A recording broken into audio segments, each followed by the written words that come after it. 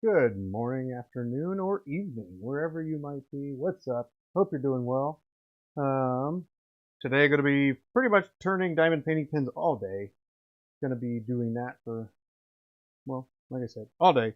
Got quite a few to get through. It's Thursday, and I am a little bit behind. I did a little bit of innovating on Tuesday, on Monday, a little bit on Monday and Tuesday. So, uh, you know, something had to give, and so here I am trying to do a little catch up. So I had some, well, I had an awesome idea that, well, it's going to be, it's going to be community wide. I think that we can actually do something pretty awesome, all of us together. So I'm pretty excited to make some progress on that, and then share more as I gain some more momentum on those particular things. But now I have to take care of the main stuff, and you know, have a good time taking care of that. And I may pause here and there because just the wheels are turning a lot um, on this project, and it's a pretty massive project, and I'm not exactly sure who or what I would need quite yet. Although makers and crafters of pens are absolutely going to be instrumental in helping this happen. So, um, yeah.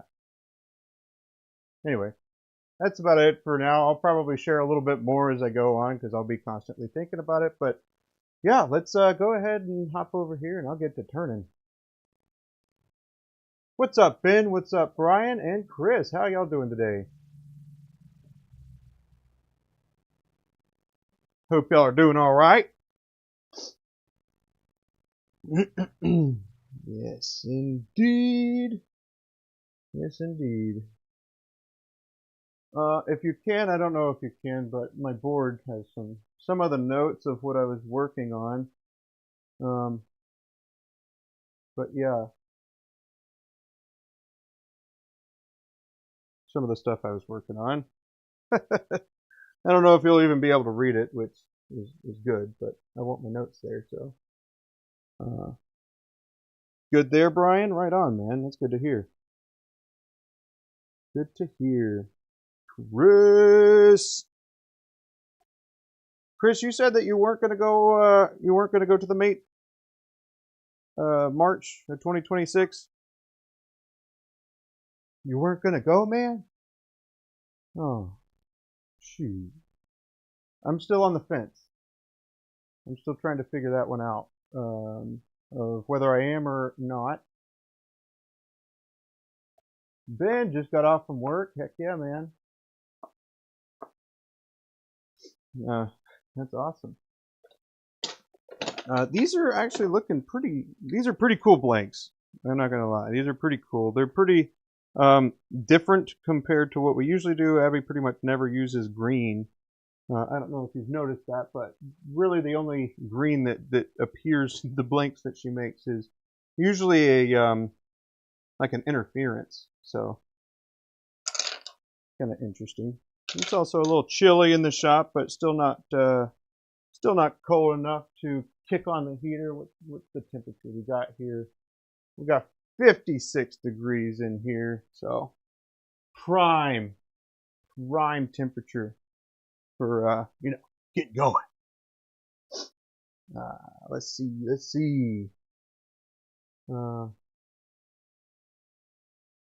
I hear you, Chris. No worries, no worries. You ain't got to feel obligated, man. I'm sure somebody will do a recap of that. Maybe me if I go. I don't know.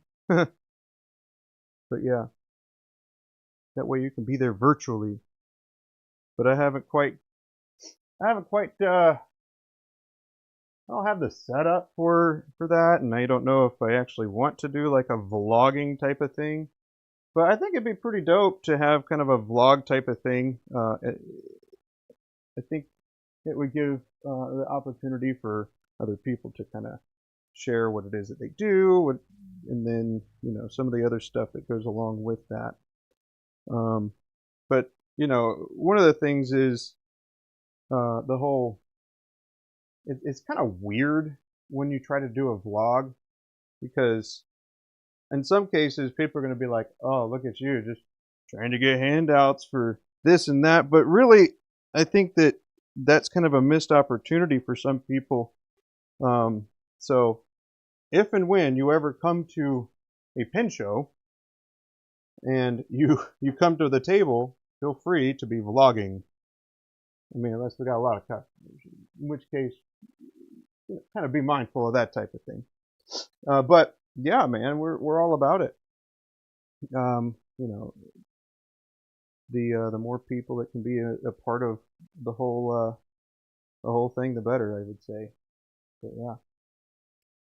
But anyway, I know that there's quite a few other crafters, makers, and distributors of sorts that don't share the same sentiment, which is okay. So it would probably be more of a just kind of walking around, if anything. Or not. I'll just write notes and then summarize it at some point. Let's see. There's a very nice blank. Hey, I appreciate that. We've got some over here that are finished too, so you can kind of see their transformation. Alrighty. There we go. There's some of them. You can see the polish in between the honeycomb shape here, and you'll see polish in some of the grooves. So they still have to go through their cleaning process, but yeah, they're shining up really nicely. You had a few doing that, mate, Brian? Yeah. I'm sure there's a lot of people that would just be better than I would at it. So I don't. If they are going to do it, do it. Because it's just more exposure for the people that are trying to, grow their biz, gain exposure, gain traction, all that stuff. All right, I think I did stuff. I think I'm good. Let's see. I had a few doing that. Yep. Can I make pizza for my girlfriend? Yeah. I've got bagel bites in the oven, man. I've done that many a times. I go all out when I prep the pizza. I also do some Red Baron every once in a while. Sometimes you just like mediocre pizza. I don't know why. It's just a similar reason why I go to like McDonald's to get their burnt coffee, because sometimes it's just good. I don't know why. It just is. Just bitter, black and bitter. Perfect. That's what I want. Chris, I am not sure, man. I'd have to see a picture of what the refill would look like, and then I might be able to answer that. There's also like a Google image thing that you could potentially do that would also lead you to the correct pen refill. But yeah, I'm not sure. I'd have to see what the refill looked like, and I'm sure there's probably even somebody here that could tell you sooner than I could. But yeah, gonna get Morty going, and yeah, let's get to it.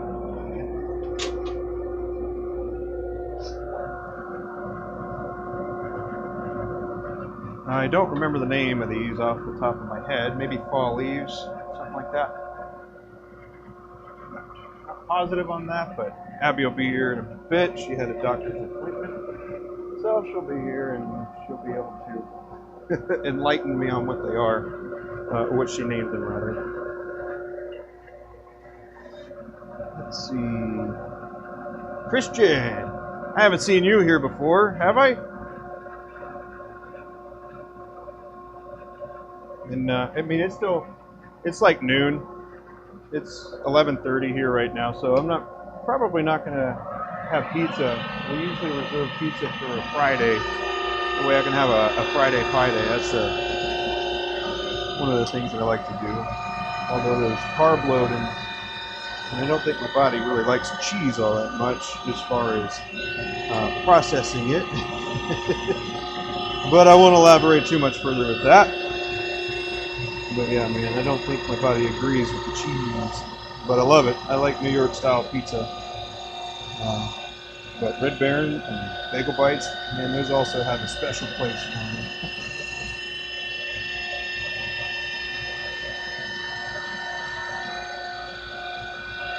I can't find it on Penn State. I'm making the same thing. Hey! Well, shoot. I don't know, man. I don't know. I'd have to see what it looks like. Is it a single or a double body? Or a two-part? Single or two-part? Oh, thank you, thank you. See? And then other times when you don't want burnt coffee, somebody nice will pick it up for you if they're out and about, and they'll get you a little Starbucks action. This is a flat white. Got me a flat white, and this is black. Went from black to flat white.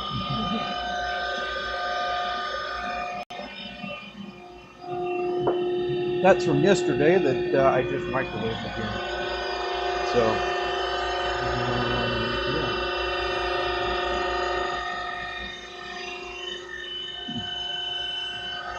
That's hot.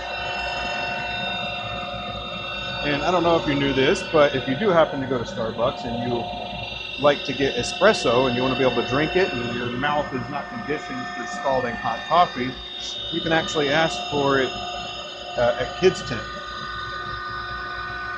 which didn't happen in this particular case. That's all right. It'll make it last a little bit longer, time-wise at least.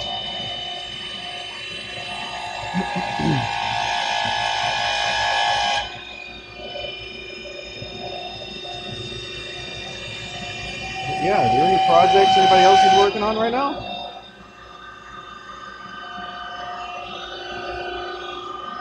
Chris trying to get some stuff from Penn State. That's cool, man.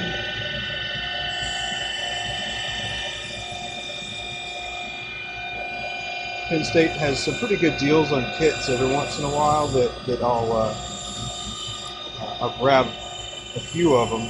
That way I can just have kits. I don't know, like a little bit of a, not an investment because it's not going to appreciate until I do anything with them, but you know, I just kind of buy some in sets of 5 and then I get the new bushings that go along with it. So if you're, I guess, a casual pin turner and you like some of the kits and they have those particular ones on special, go for it. Similarly, if you have stickers or you want stickers made, I'll say that Sticker Mule also has a pretty good thing where they'll send out, like, buy 50 stickers or whatever for 25 bucks, and to get custom stickers is pretty cool. So having some of your different designs ready to go, I'd say is pretty worthwhile.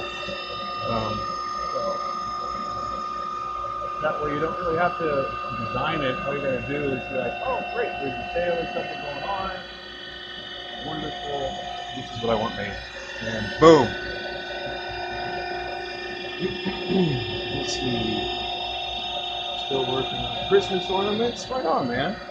And then Brian working on a breast cancer awareness t-shirt. Alright. Good stuff, man. Good stuff.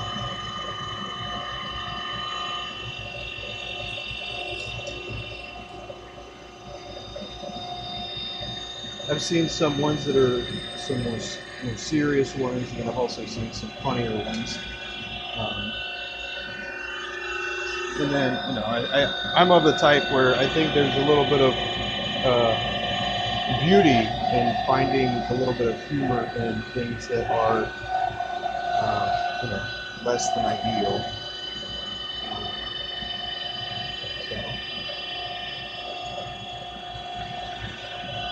And those types of things are just out of your control, So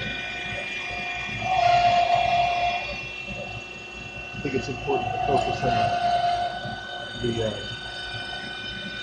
the positives and the negatives, because that can just be a downward spiral.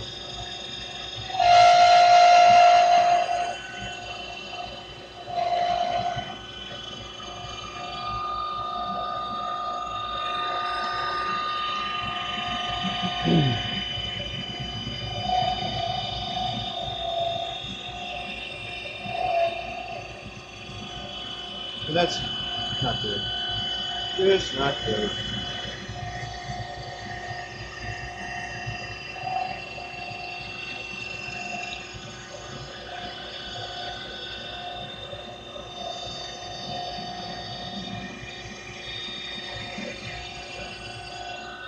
These headphones that I've got on right now, they're fine when I'm not talking, but when sometimes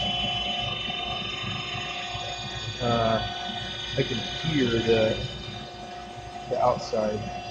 These are noise canceling, so you're gonna have like a relatively good seal on your ears, or in your ear rather, and then it just helps overall.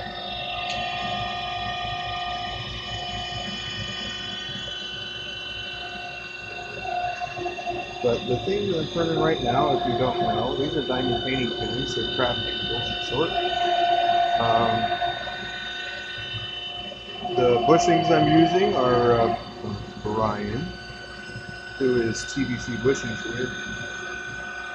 And so really cool to have him here. And he is able to do other custom bushings if you have different projects in mind, which I do. I've got a few of them, and so I'll be reaching out and getting some of those made for a special upcoming project that everybody will be able to do something with. And I like it because my idea behind it is kind of a combination of, you know, having a little bit of a kit, but also having a little bit of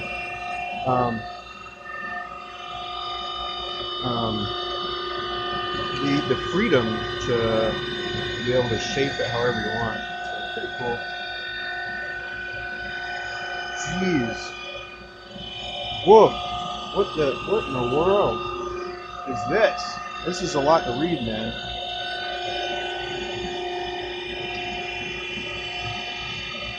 What's happening?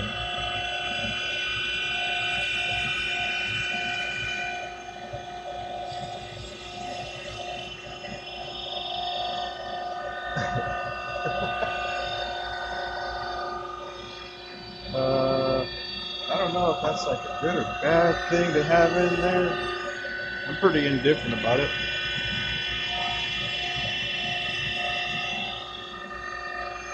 Let's see.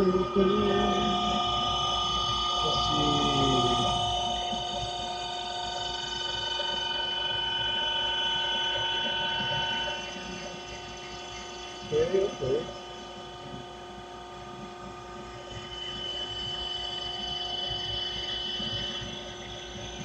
I don't know about the axe one there. It's a little bit harsh, you know. So, yeah.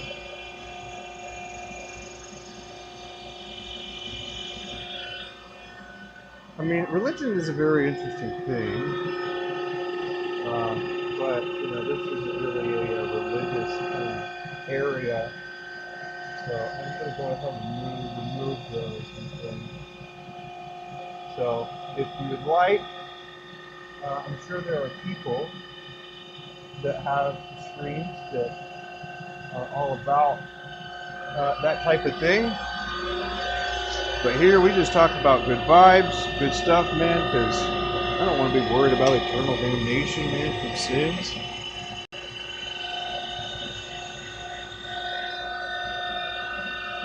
That's not really what I want at the forefront of my mind. So, I hope you understand, and if not, well, I mean, I don't know.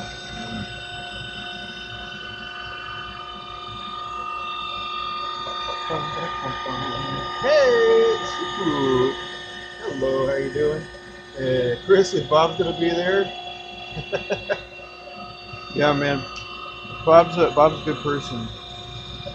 I bought some of his blanks and I still have yet to turn one. So I gotta get on that at some point.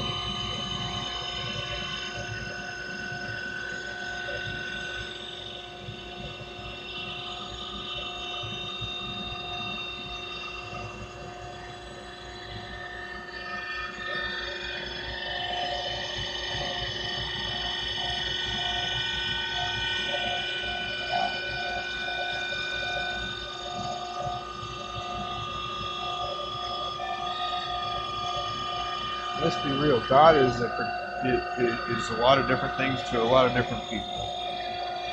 But yeah. You like religion, but only for church? Yeah, man. I think that's the most appropriate place to have it. And I'm certainly no pastor or anything like that.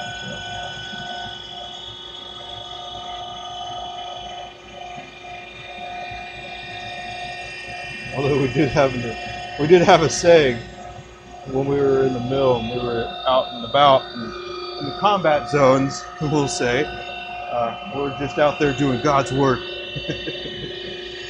But you know, it's interesting because it's not necessarily the case. So it's typically a topic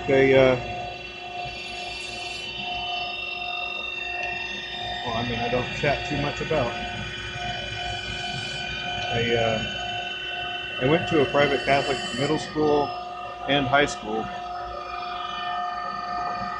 so religion's not taboo for me, but it certainly got its place. And that's not here in the workshop.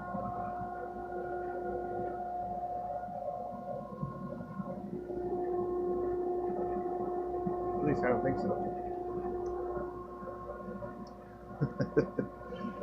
But yeah, I'm not sure if Bob's going. You could probably keep up with his channel, and he'll.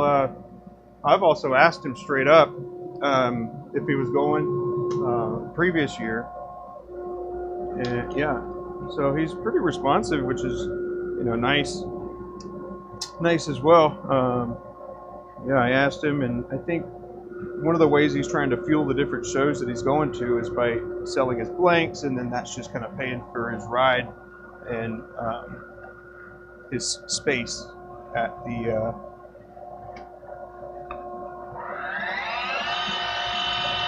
shows and stuff. But most people don't turn for only do pin stuff for their job. So,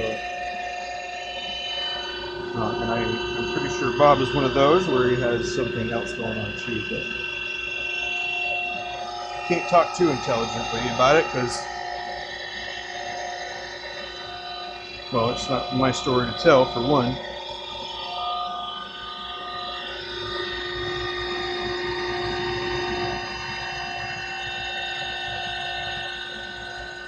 And I guess that's really the most important one too. So. Yeah.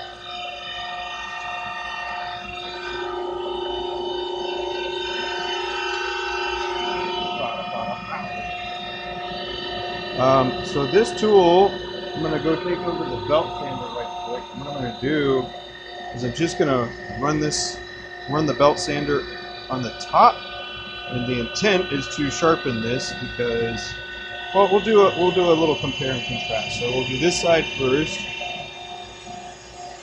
I'm getting a lot of powder here, which isn't a deal breaker. It's just it doesn't end up as clean, I suppose. And then I'll hit it with a belt sander right quick.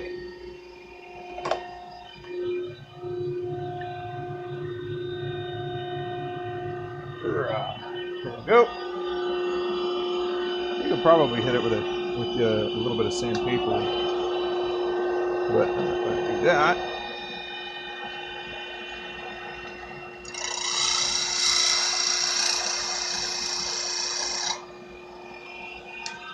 Okay. So with that, let's get the toothbrush to hit the burrs off. So it just a tiny little bit. It just basically resurfaced it in a way. Alright, so now let's see how we're going to do here. Alright, we're getting some more ribbons, but still kind of powdery. Still kind of powdery. More ribbons. Definitely can tell that it cut better. So, just a quick little thing that you can do. I didn't necessarily know how I was going to sharpen those things from the beginning, but that happens to work out well enough for me in my use case. I don't want to get a little diamond file and run it in the groove.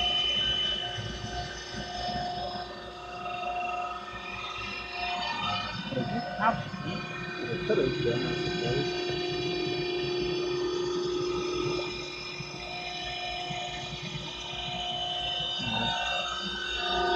It's in there somewhere.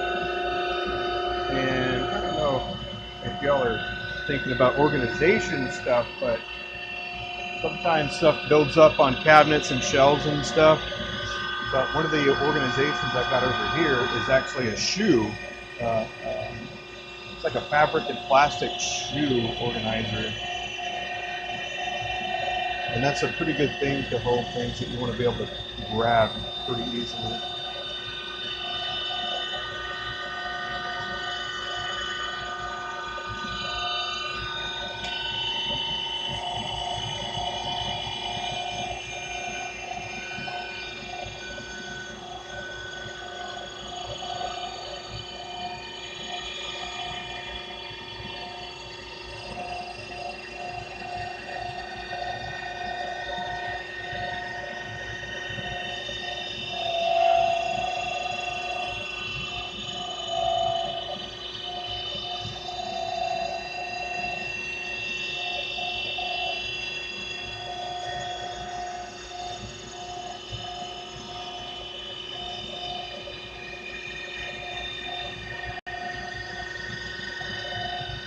And it's like a shoe door rack, really, so I just basically got a 2x4 plank and then mounted that on the wall and then put the shoe thing on it, the shoe organizer on it.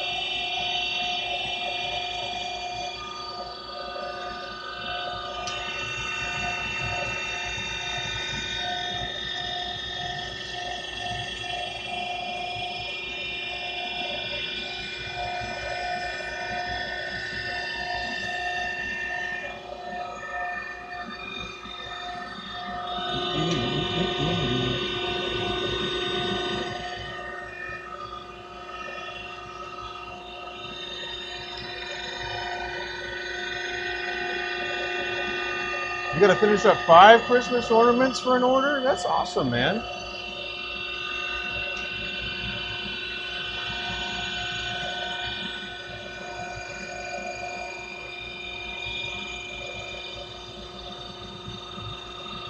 Kind of torn. Should I do a Halloween stream tomorrow or not?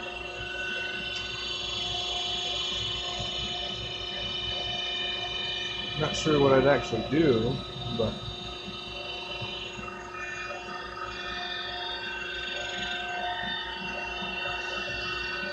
I don't want my cape to get caught up in the lathe, you know? Just kidding, I don't have a cape for my costume. I've got a plaid shirt, man. I went with I got a Beetlejuice mask.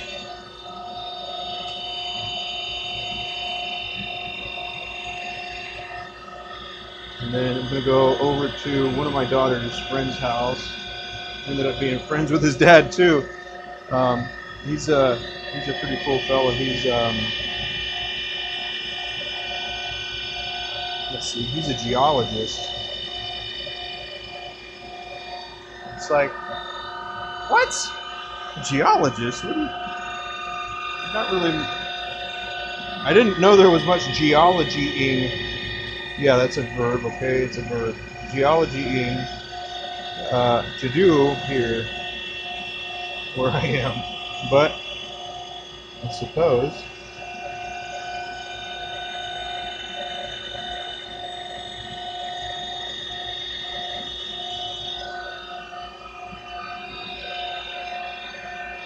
Anyway, I just find it super interesting, the different people.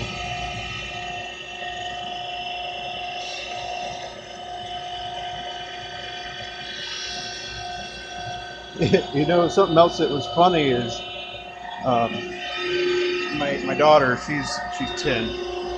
The one that I'm talking about is 10, and uh, she said, you know, Dad, I knew that you'd like him. I said, why is that? Well, because he's kind of weird, and he does something that's kind of weird too, and you do stuff that's weird, so.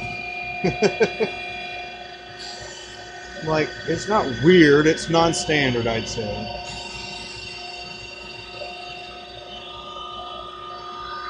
I don't know, we embrace people that are unique in my familia.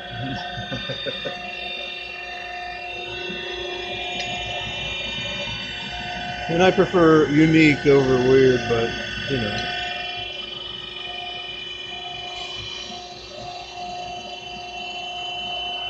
That's just getting caught up on different words at that point.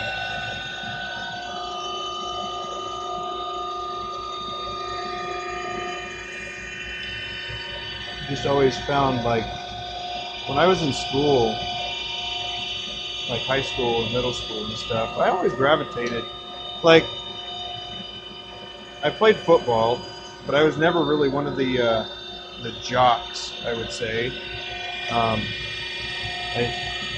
I got along with my fellow teammates and just fine, but I always gravitated towards the people that were more unique. I just found them to be pretty interesting.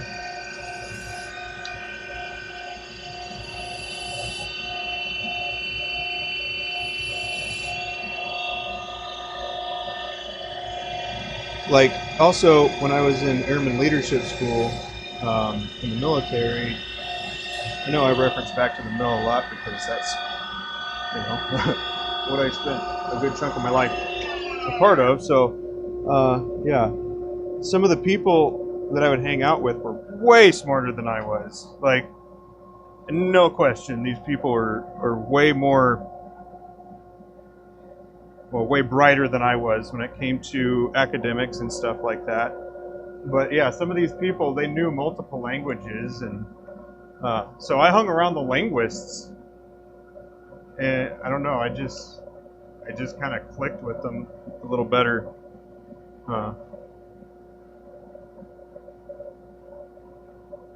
But yeah, there were some pretty cool other people in those positions, or in Airman Leadership School when I went.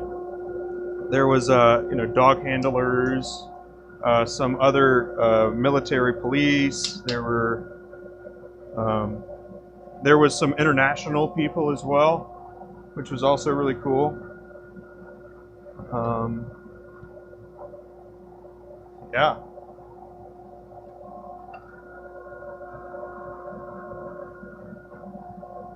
Just always enjoyed that type of thing, which, you know, is,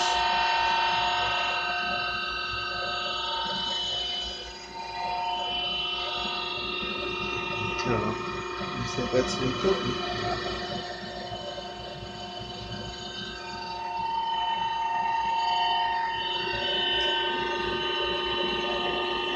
And I used to also help people with fitness a little bit, not a lot, a little bit.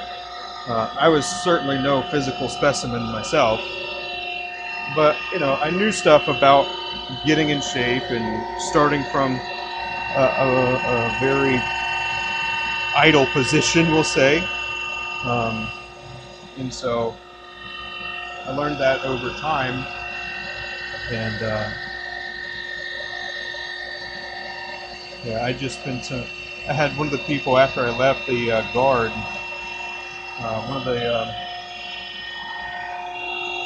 One of the people I was with, they would ask me different questions. They're like, "Well, how do you run for a long period of time?"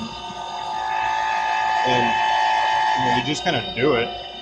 And you got to zone out, just like how you do anything for a long period of time. You either need to be really interested in what it is, or you need to be able to just kind of zone out and think about something entirely different. And one of the tricks that I shared with her was actually putting a book on instead of music. Because when you're listening to a book, you're not really thinking about how long the book is. Whereas if you're thinking about running to music, you know that each song is about 3 minutes long. And so you can think about how many songs that you've listened to. And that's if you're trying to not pay attention to your pace or anything like that. So I mean, it's like different tricks and stuff for different people. But yeah, if you're just trying to do something like that, then I recommended that she listen to a book or something like that. Something to where you forget about the time, or can't really keep track of time, because you're not going to forget about it, right? You're going to run, and then you're going to get fatigued over time, which is going to happen to anybody at some point. But yeah, and she said that little trick helped her quite a bit. So I'm happy to hear that type of stuff.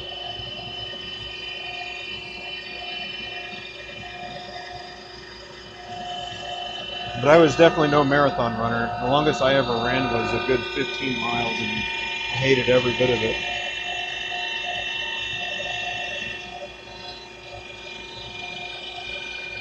I hated it so much I did it again to just run with a friend of mine that was training up for a marathon. So after about 14 miles, I was like, I don't want to do this anymore. Because I wasn't training for a marathon. I was trying to bulk up. And if you know much about gaining muscle or slimming down, you know that those two things don't really go hand in hand at the same time.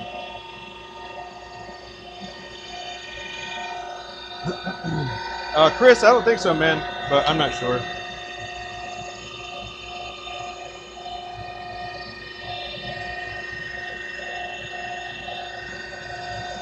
You were a band nerd in high school.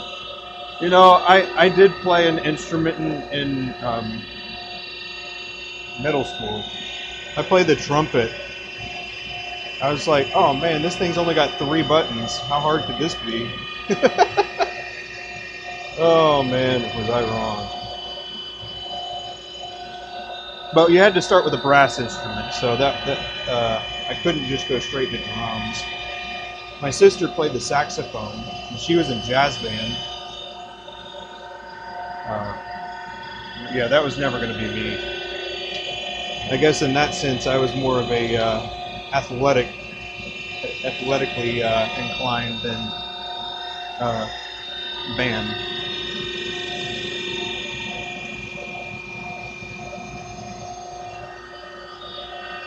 But I think it's awesome.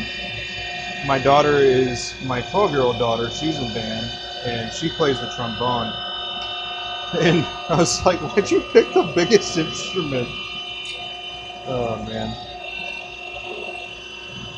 If you ain't gonna be smart, you gotta be strong. Oh man.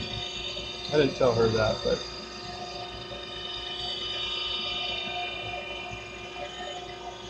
it's funny though, because she has to care. Like, we have her ride the bus, and she's got to get that on the bus, and sometimes she'll walk home from school, and it's not far, but she's got to do that. But I did enjoy things in school where I could be like somewhat competitive. I was a pretty competitive person in the beginning in school until high school when I started breaking bones in football, and I was like, no, I don't want to do that anymore. I'm so competitive, but in a different way now.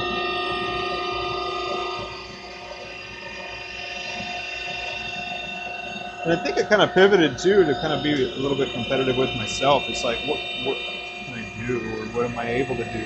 So I challenge myself in a lot of different things. That way, you're not really competing against anybody else. You're just competing against yourself, which is in some ways good. But that doesn't really show you how you stack up against other people. But then again, you got the judges too. Speaking of judges, man. All right, I don't think I have anybody here from the Florida Pin Show, but I never really talked about that after the Florida Pin Show. But oh man, I don't have the pictures of them, but I did the making of it. I made a video on the Florida show pin that we did, and we didn't get first or second. I was a little chapped initially, but whatever. Because I wanted to win the belt. I wanted to win the Makers Challenge belt. So, initially I'm frustrated, but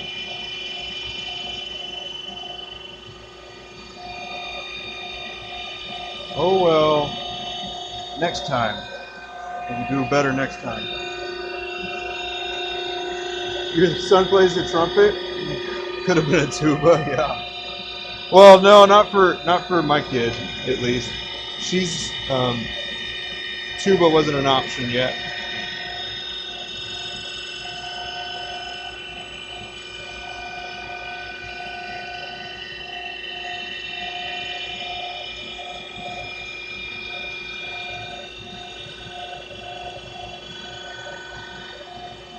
But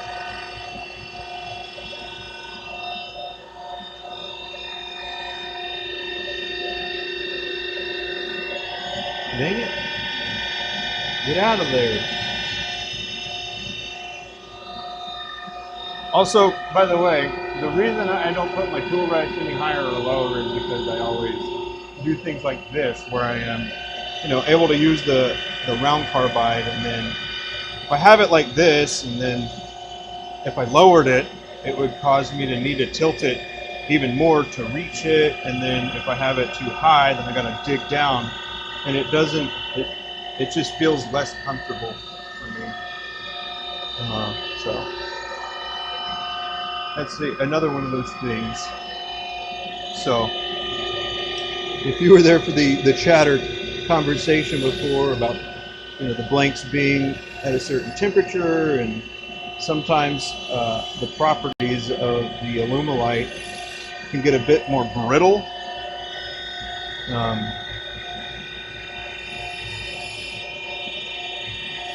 Well, for a variety of reasons, but temperature can be one of those things. You played percussion? You were a drummer? I think that's a typo, Brian. I think that's a typo, man. You were a drummer. Oh, man.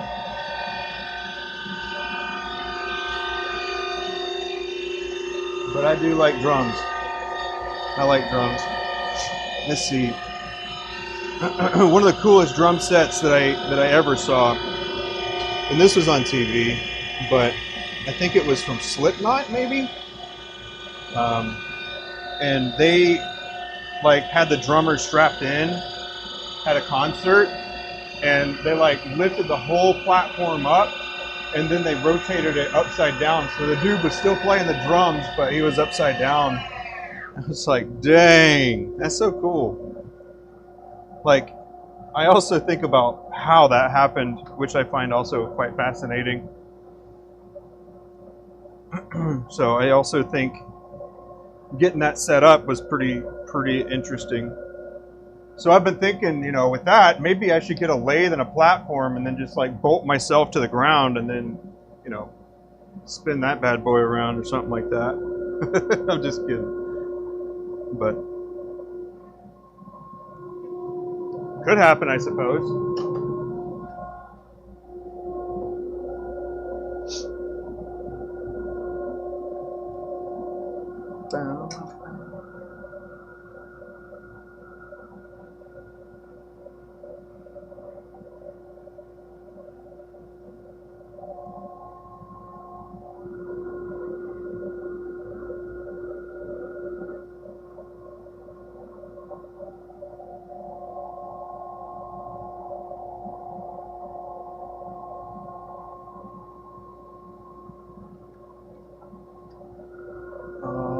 Yeah. You'd pay to see me turn upside down? Well, what kind of entry fee are we talking about, and what would I need to be turning? Because we could start thinking about the logistics of that.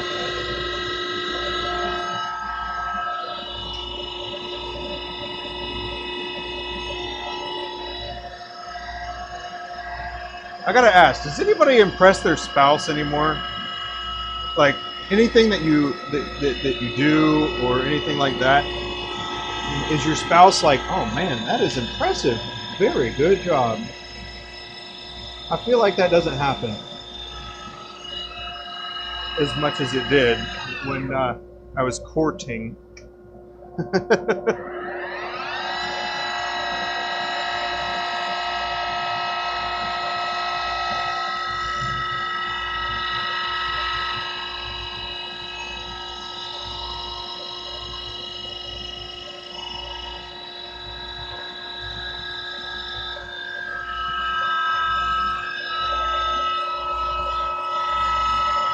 Oh, other son plays percussion and also has a pearl ruby red drum set. That's awesome, man. That sounds like a good looking set. Does it kind of have a candy apple appearance to it?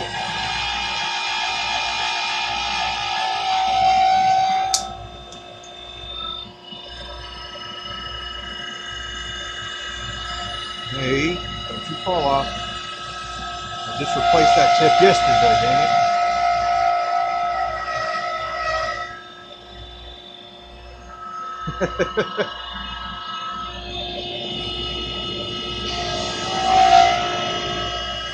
Well, once I make like Mr. Beast money off of YouTube, I'll probably incorporate stuff like that, I guess.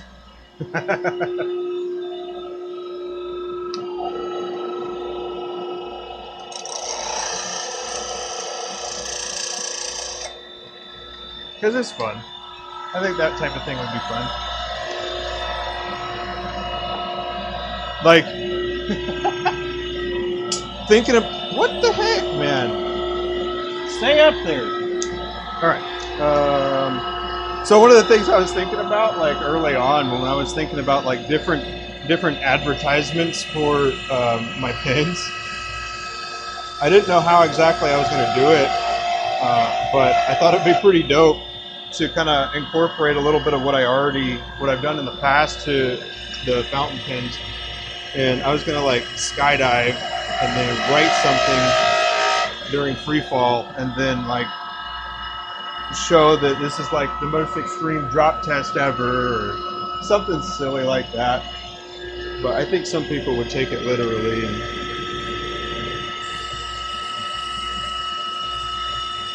And then also I'd have to go skydiving again. I've got probably around 200 jumps Um, but I just didn't really keep up with the records because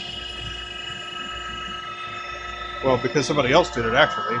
Somebody else kept up with my records before, and so I didn't document them the way that I should have in order to be able to jump civilian seamlessly at least.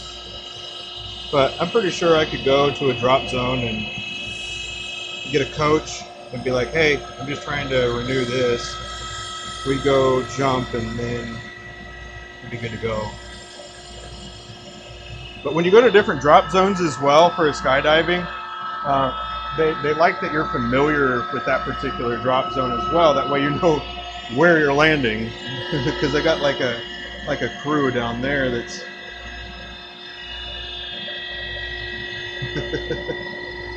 Oh, it doesn't matter what. Oh yeah. All right, so diamond painting pins turned upside down. Okay. Man, that would be a whole nother take on that weird trend that was going on for a bit, where people are like,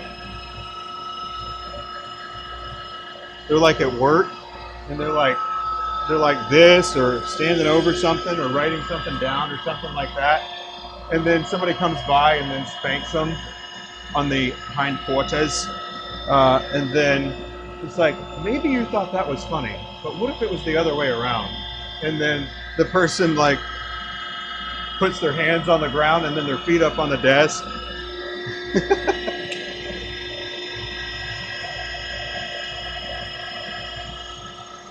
See, that would be a way to do a turning variation of that.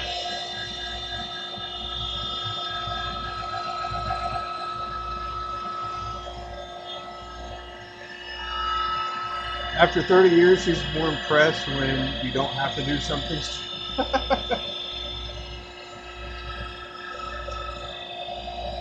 Well, at least you're still able to impress her. It sounds like you just try too hard sometimes. You gotta relax, bro. You gotta relax. You're doing too much. Doing too much. Okay, well, I'm not doing anything now. Yeah, that's right. You're not doing anything now. You gotta do something. It's from a movie where he was learning how to surf. I don't remember what movie it was, so.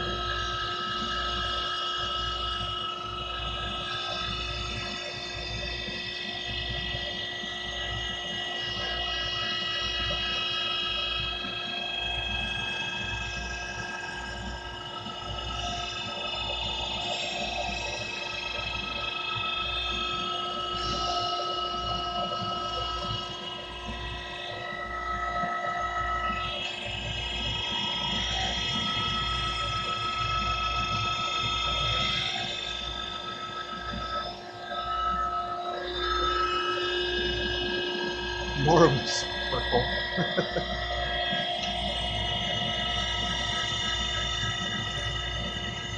Oh man. For some reason that just reminded me of when my adopted brother and we used to play Roman candle tag and bottle rocket tag.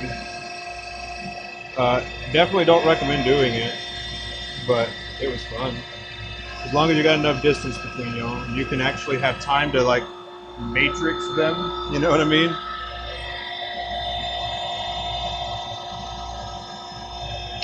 We did that. That was Roman candle. And I mean, we used to play paintball and stuff, and we'd play in the woods, but branches were like really interfering with the paintballs. So we tried it in the front yard for a bit. But yeah, if you're like, I don't know, 50 meters away, 50 feet away, half a football field or so, you can you have time to like dodge it and stuff. But you can see him coming at you.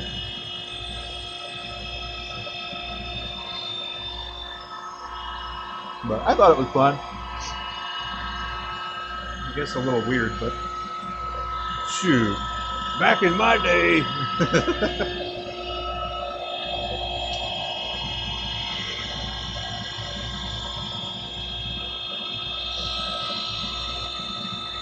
some of my sister's memories are still of me setting up a ramp and then having them lay on the opposite side of the ramp, and I was jumping over them. And they'll still tell those stories. Like, and then other people, when they hear that, they're like, "Oh my gosh, that's so dangerous." Well, yeah, if you haven't done it and you didn't spend, like, I don't know, 5 hours a day, every day outside trying to get better at something. But yeah, I used to ride my bike a lot, and like, I hit that ramp thousands of times before, and I would add other things before I was able to get my sisters to do it. Now, again, probably not something I'd recommend, but it's not like I just hopped on a bike and was like, "How do you do? Okay, this is how you ride it. Okay, now let's hit a ramp and put some people in there." Like, I don't know. I had a progression, we'll say.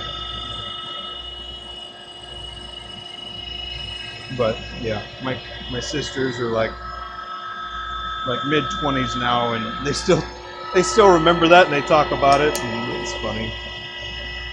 So now their fiancés and husbands and their friends are all like, use that as a story to tell now.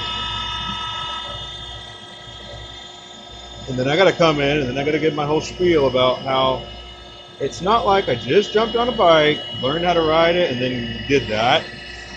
I practiced a lot before I introduced anything that was like questionable as far as safety goes. But you know, safety it was important. Even when I was a kid, I was always conscious of like safety, but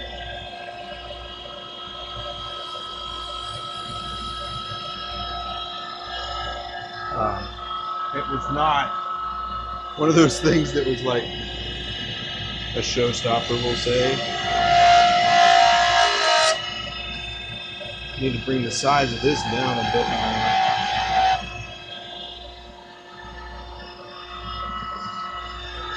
Let's see, did that do it? I just need to clean that part up.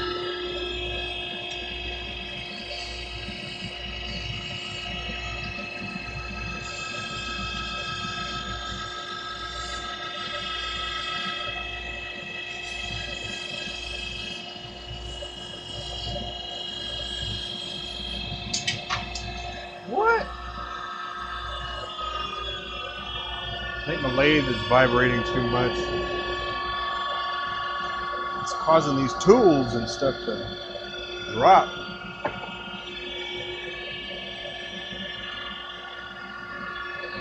Get it together, you.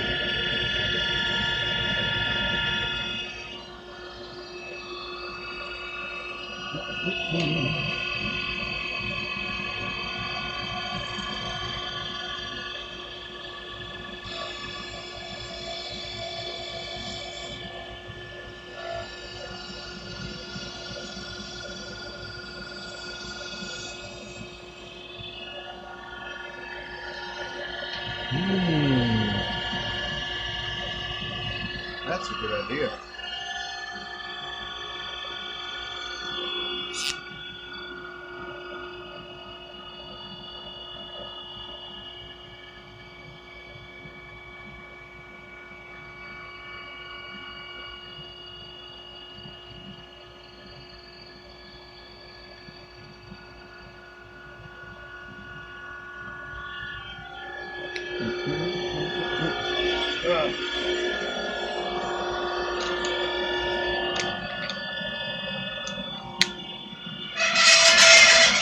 Oh, that's lovely.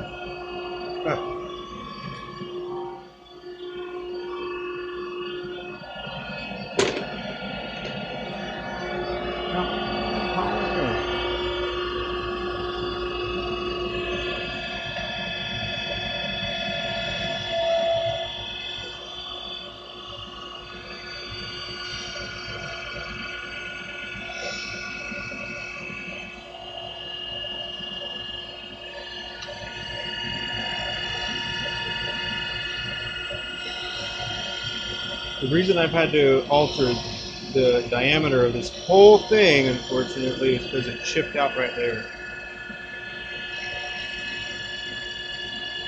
But on the other hand, kind of nice to be able to do something like that, even though it takes like twice as long.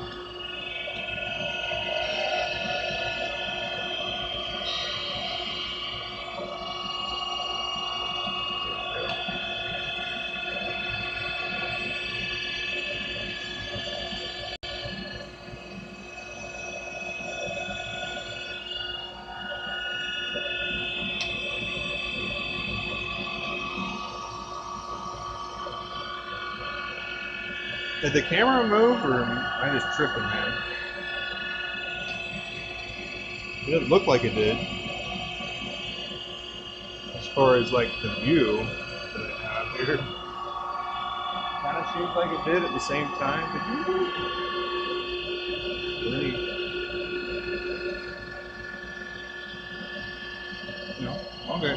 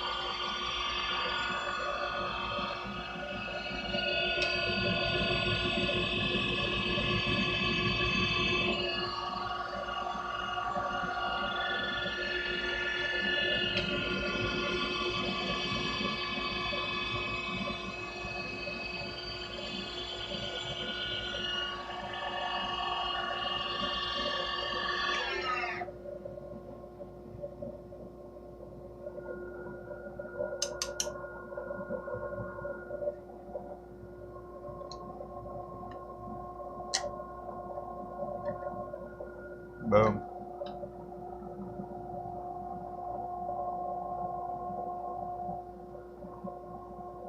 So I've been watching stuff on like AI lately, and man, that's crazy stuff that goes on, or that is still going on. And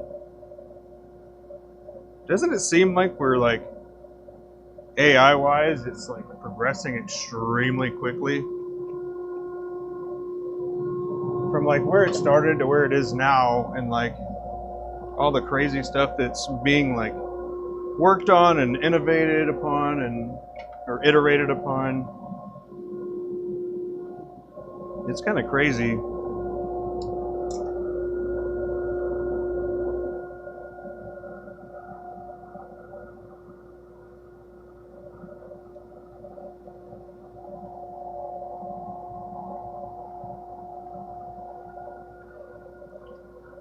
Yeah, some of the AI stuff is pretty wild. So apparently in China they've had AI like pavers. They built part of a highway with AI controlled machinery, which is crazy. Like made part of a highway. I don't remember how much of the highway, but nobody in there. All the machines are just kind of running. And so I was talking to my dad about that. And I'm like, well, what's going to happen with the people that's like their thing? That's what they do. And I just kind of wonder about that. It's like some people are going to probably say, well, they need to be maintained. Well, yeah, sure. But take a look at like what John Deere has done. And I mean, even Tesla and some of the other cars nowadays that have like these add-ons. If you wanted like heated seats or something, you got to pay a little extra in order to get that, which is like, what? I bought the car, man. I should have the features that came with the car. But yeah, like the John Deere thing, I watched a whole documentary on that, and how you know, a couple of the farmers that were interviewed and how it affected them. And they're like, man, we're just keep trying to piece together our older machines because we knew how to fix them. But now you got to wait for like a John Deere tech to come out. And I guess that's like a month. And if you're thinking about like crops and stuff, that's crazy to think about, you know? It's like, there's like a window of harvest time. And if you miss it, then, you know, the crop's not going to be good. And that's their livelihood.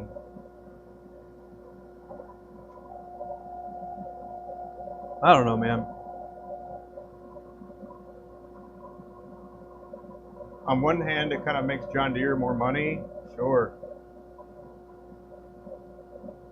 But on the other, if you pay for like a $500,000 or $1 million machine, you'd want it to have the capabilities that you bought. You don't want to have to buy add-ons like that. So it's kind of a strange conundrum. Like if they were able to troubleshoot like immediately on the spot, you know, I think that would be a little bit more understandable in some ways, right? Not saying I'm for it or against it. I'm just saying that would make it a little bit more reasonable. But, you know, the way that people are talking about it is like, oh my goodness, that's just kind of unacceptable, really.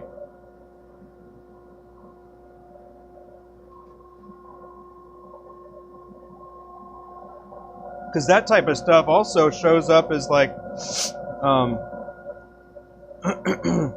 you know, that's probably there in the fine print when they purchased it in the first place. But, you know, the type of stuff that sneaks by in the fine print is just unsavory, to say the least. It's like, are you kidding me? Hey, what's up, man? How you doing?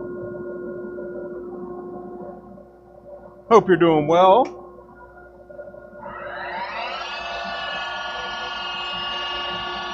My big mug. Oop. Oop. Come on now. There we go. Camera's messing with my depth perception there.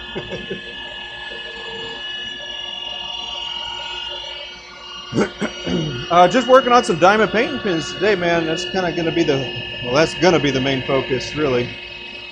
I've got some other things that I've got kind of working in the background, but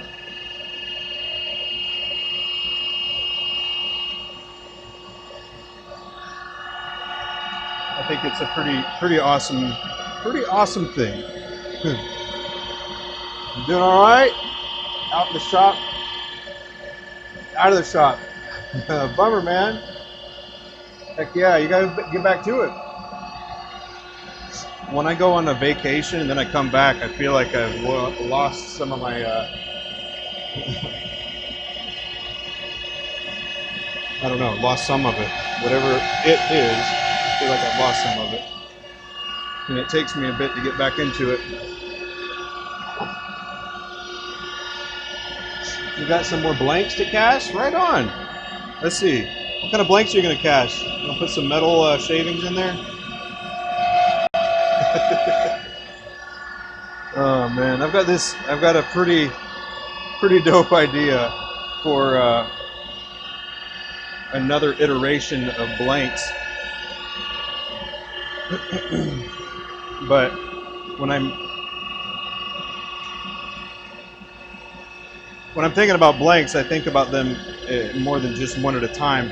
I got to think about them in multiple or repeatable in some form or fashion. So that's why I'm a little bit slower when it comes to that type of stuff.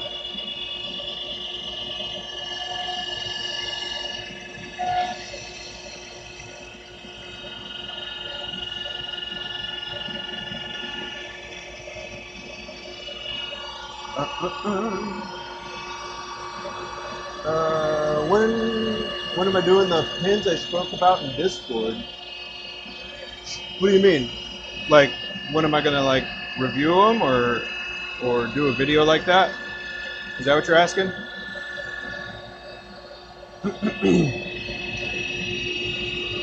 I mean, on one hand, I feel like it's a pretty bold thing to do a review on a pen.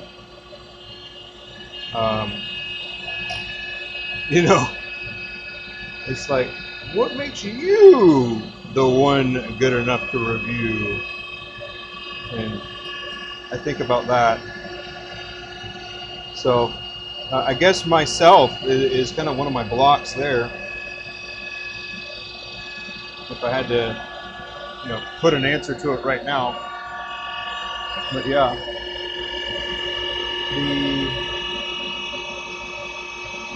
the brass tube wrap ones.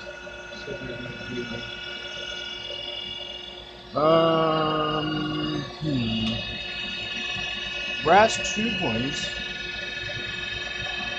I don't think I talked about turning brass tubes into a pen, because I don't typically do much with brass or metal for that matter.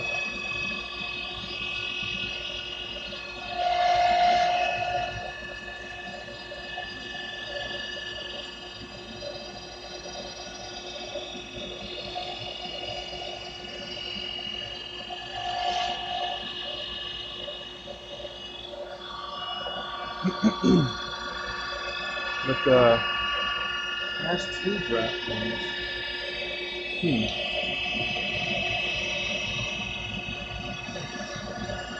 Yeah, I mean, I turn resin and wood, and I use brass inserts and stuff like that, but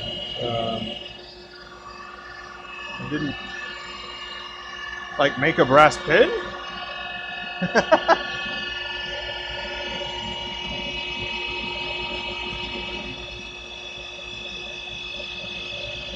Oh, okay, the tube in, gotcha, the tube in blanks. Here, I'll show you what they look like. I don't know when I'm going to do those exactly, but it shouldn't be like right now. I've got to get these going. So these are from Blank Work, and they're abalone shell. So these are the tube ends that I'll end up doing. I think these will be large enough for me to put on a Bespoke pen too, where I make the components for it, and then be able to. There's a fly in here. But I'm not sure when I'm going to do that. But I think that's what you're talking about. You know, once I get ahead a bit more, there we go. Once I get ahead a little bit more, I'll probably do something like that.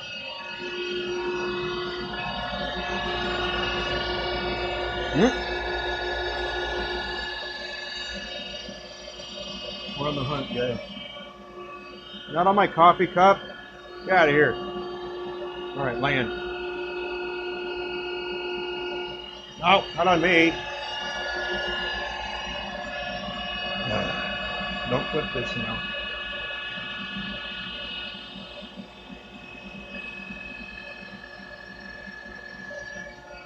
I mean, I would take care of the fly with chopsticks, but I don't have any at the moment.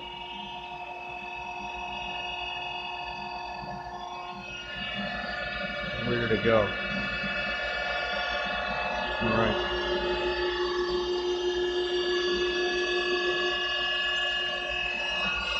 But yeah, so going back to what you just asked, I'll probably take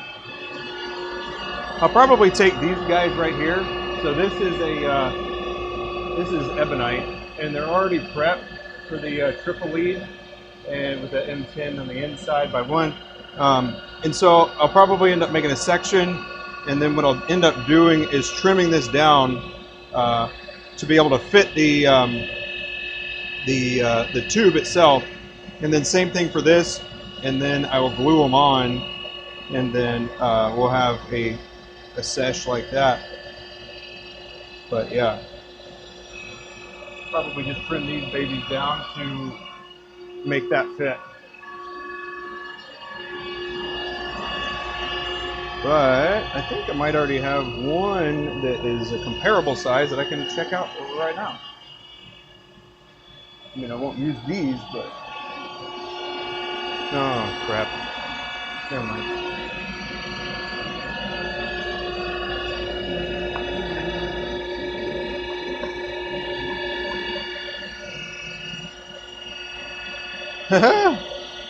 Yeah, dude.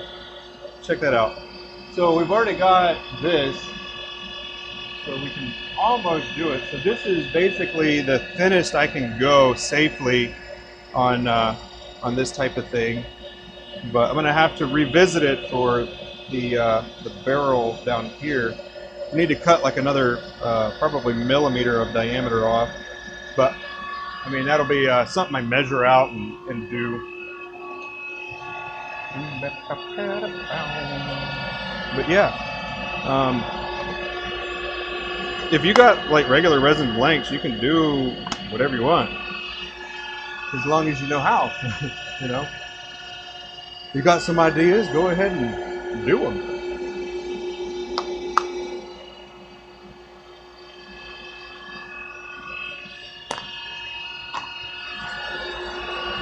But yeah, is that what you were talking about, man?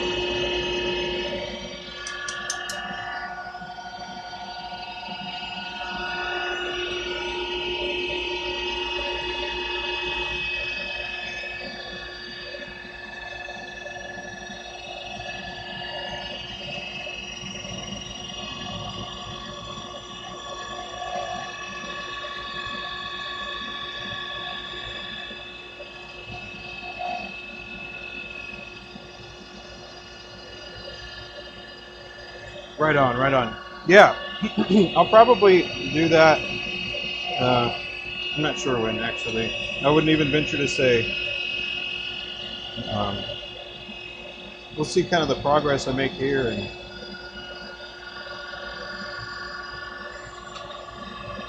then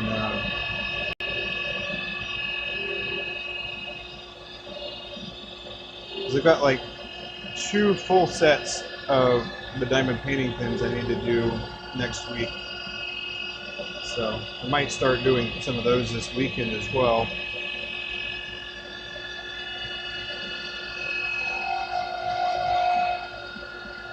So that would just be a pretty cool video, I think. But yeah, I wouldn't necessarily do it for any other reason. I mean, it'd be pretty cool if people wanted it, but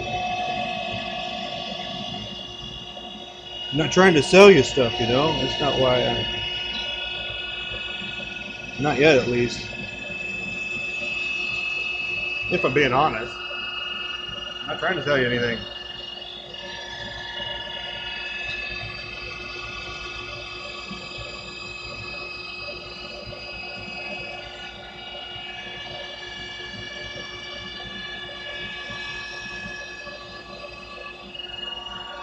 But yeah, I think having some of those things will give you a lot of freedom to do some cool stuff. Now the other thing too, because it's already brass on the inside, I wouldn't necessarily need to sleeve it all the way through, although I think that might look just a little lazy. If I had to say a thought on that, but it would work.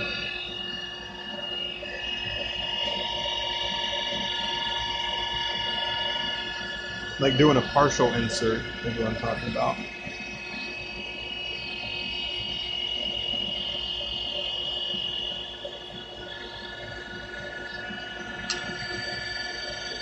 And in some ways I think it might, well, no, it'd be easier. But we're not doing it. I ain't gonna do it that way.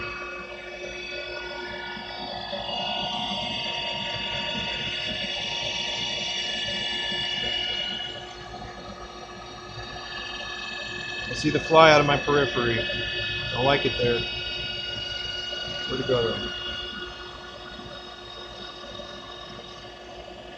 But when do you want me to do it, man?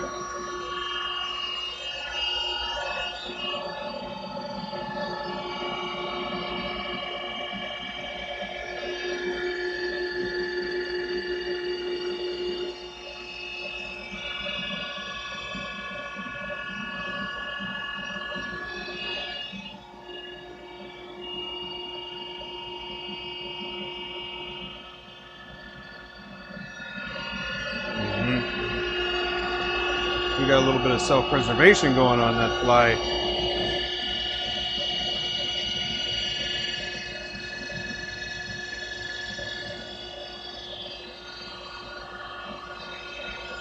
But that particular one I got from Blankworks, and he made those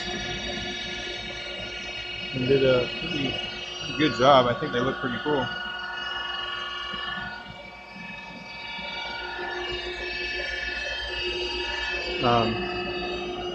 From my understanding, working with abalone shell is frustrating because it likes to crackle.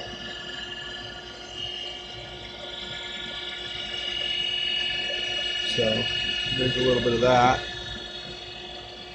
And I think I bought a set of bushings for that particular one as well. Because I might end up turning it around in the beginning. Let me look.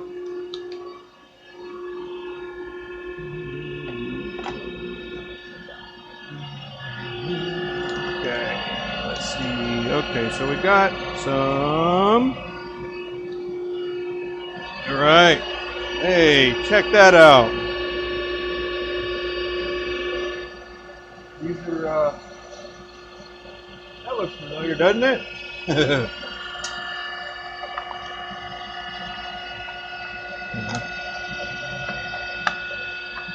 Let's see how they,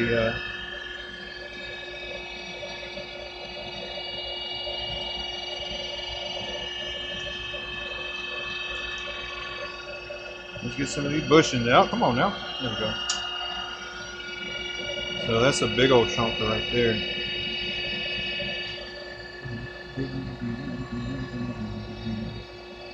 Let's see. Okay. Yeah, it looks like it fits. These edges aren't very clean, which is, you know, not that big of a deal. It would be a lot of refinement towards the latter side of production. Hey, you know that guy too? Heck yeah. So I think these are junior gent, and this is made for a gent. So I don't know if I'll be able to do or use these particular brass ends or bushings for that, because I think these are full-size gent and I bought the junior gent. That's not going to work.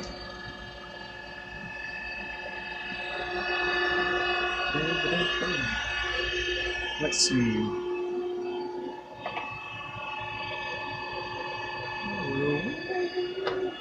Yeah, that's all right though. Not a big deal. On one hand, we like stuff. On the other hand, we just make stuff work too. Because I don't really plan on turning them with bushings anyways, because they're going to be on a kit or on a existing thing. So I'm going to be using my mandrels.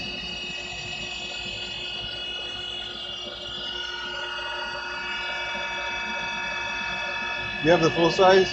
Yeah, don't worry about it, man. Don't worry about it. I wouldn't use them anyway. Like I said, I'm probably just going to bore that out, or not bore it out. I'm going to. I'm just going to trim the ends off of the actual brass blanks over there, and then what I'll end up doing with that is creating the sleeves for it to go onto a fountain pen. So I wouldn't worry with it.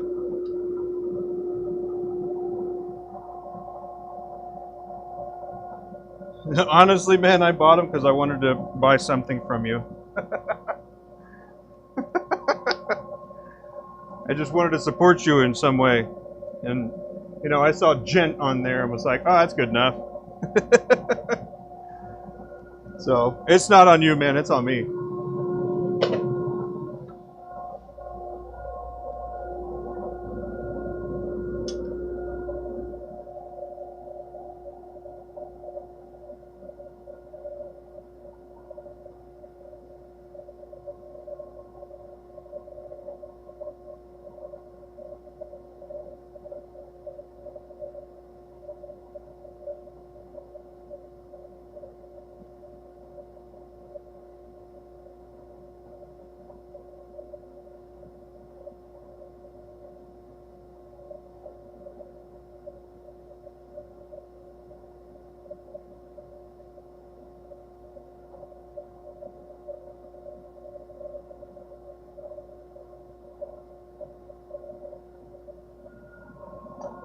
Thanks.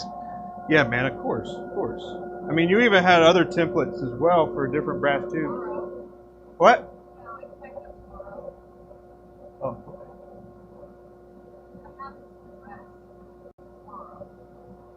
right. All right, Brian. It's going to go out tomorrow, by the way, what we talked about earlier. The other day, rather. Yesterday. Yesterday. It'll go out tomorrow.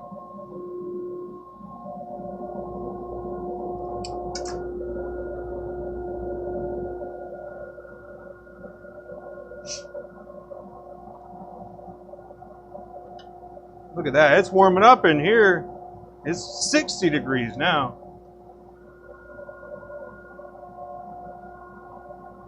I don't know what that is in Celsius for my non-Fahrenheit folk.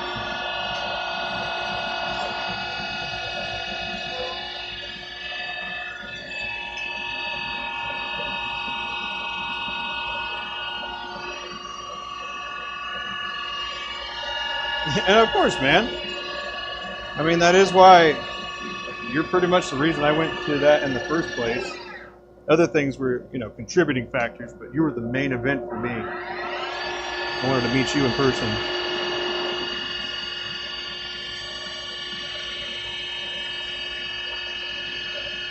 And man, was I disappointed. Just kidding. I'm just kidding. I had a good time chatting with you.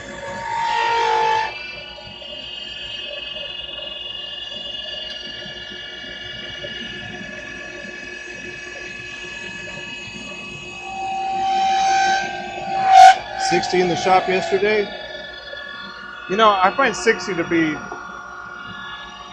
it's chilly, but it's comfortable. I think 60 is comfortable.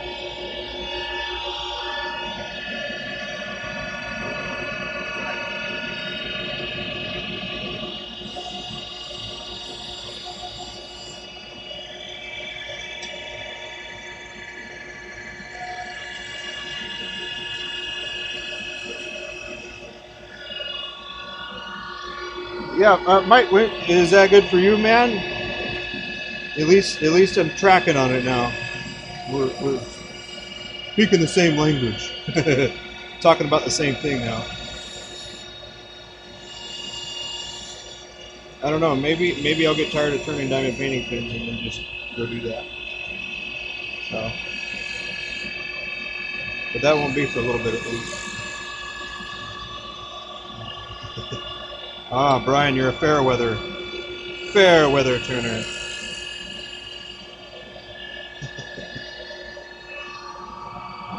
I mean, given the choice, I'm there with you.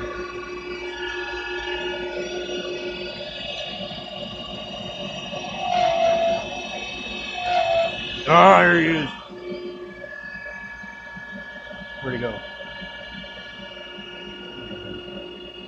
We're gonna get him. Apparently not yet, though.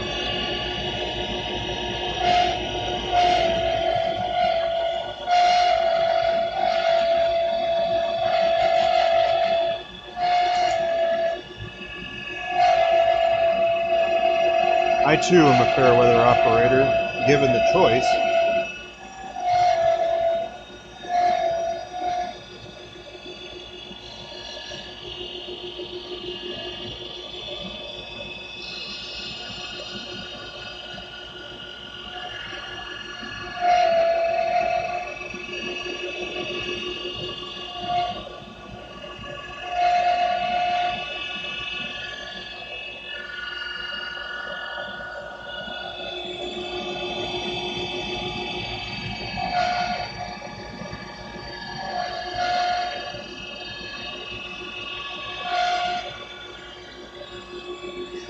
Appreciate the advice yesterday on the blank.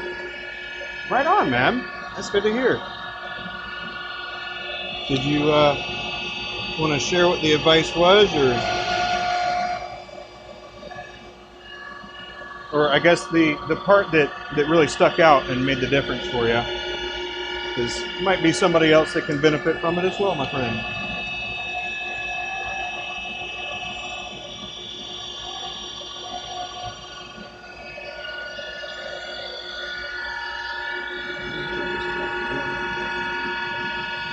you work at a machine shop and the temperature, once the temperature in the shop was 55 in the winter. Yeah, we have heater. We have a heater, but the one that we have is like a space heater that plugs in.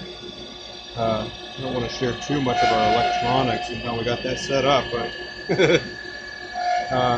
it'll sometimes short the breaker. At least the way that we have it, so we can't run too many things on the breaker. So we ended up getting a, I think it's a 60,000 BTU propane heater that will get going when it's like, I don't know, 40 degrees in here. Like, if you don't know, Abbie sands, and the sanding that she does is always wet sanding, so her hands are wet the whole time. So she always gets nice hot water, and then she'll replace the water, use warm water. So the other thing I'll say about hot water and sandpaper too is that it helps the cold, not the cold, it helps the wet and dry sandpaper become a little bit more supple. It makes it so it's not so hard and rigid, so you can actually get into the contours a little bit better. So there's a sanding tip of the day. If you are going to wet sand, you can put them in some warm water and let them soak a little bit, and then when you go to use them, they won't be as rigid.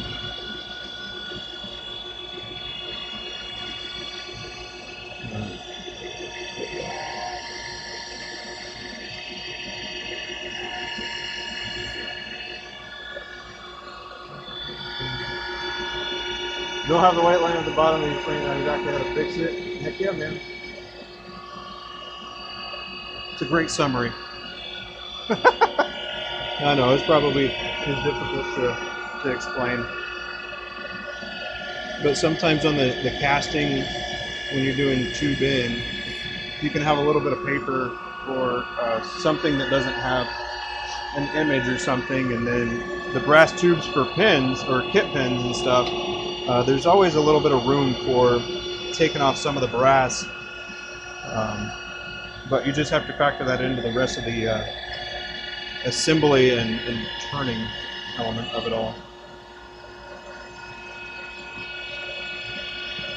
So like, there's another thing that kind of bothered me. I'm sure everybody's seen the DuraClick EDC pin.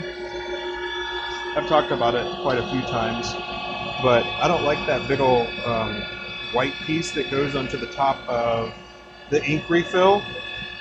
So what I did is I actually chopped the tube down smaller so I didn't have to use it.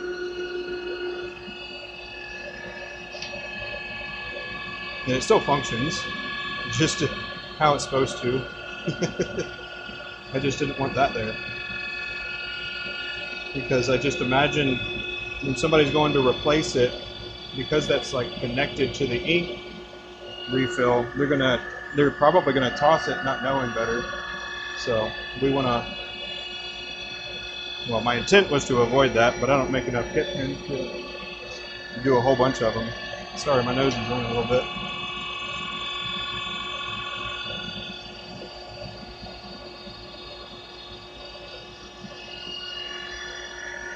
Hey Werner, how you doing, man? I haven't seen you here before, have I? I don't think so. The name doesn't look familiar.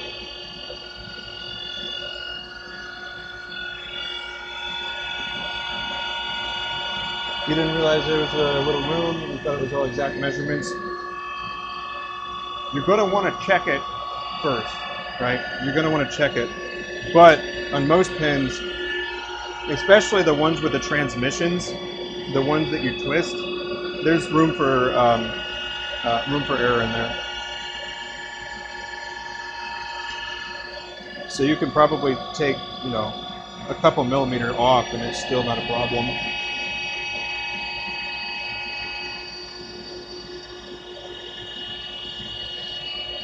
But You know, the best thing to do is obviously follow the directions that came with it, but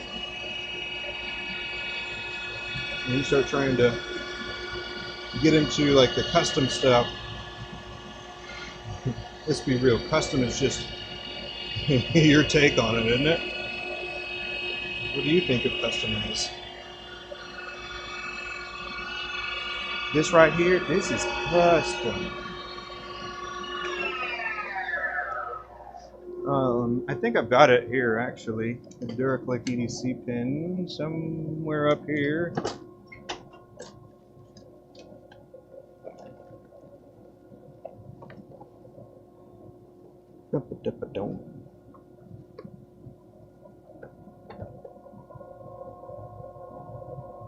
Now you did it. I'm on the hunt for something that I'm just not going to find. Get frustrated.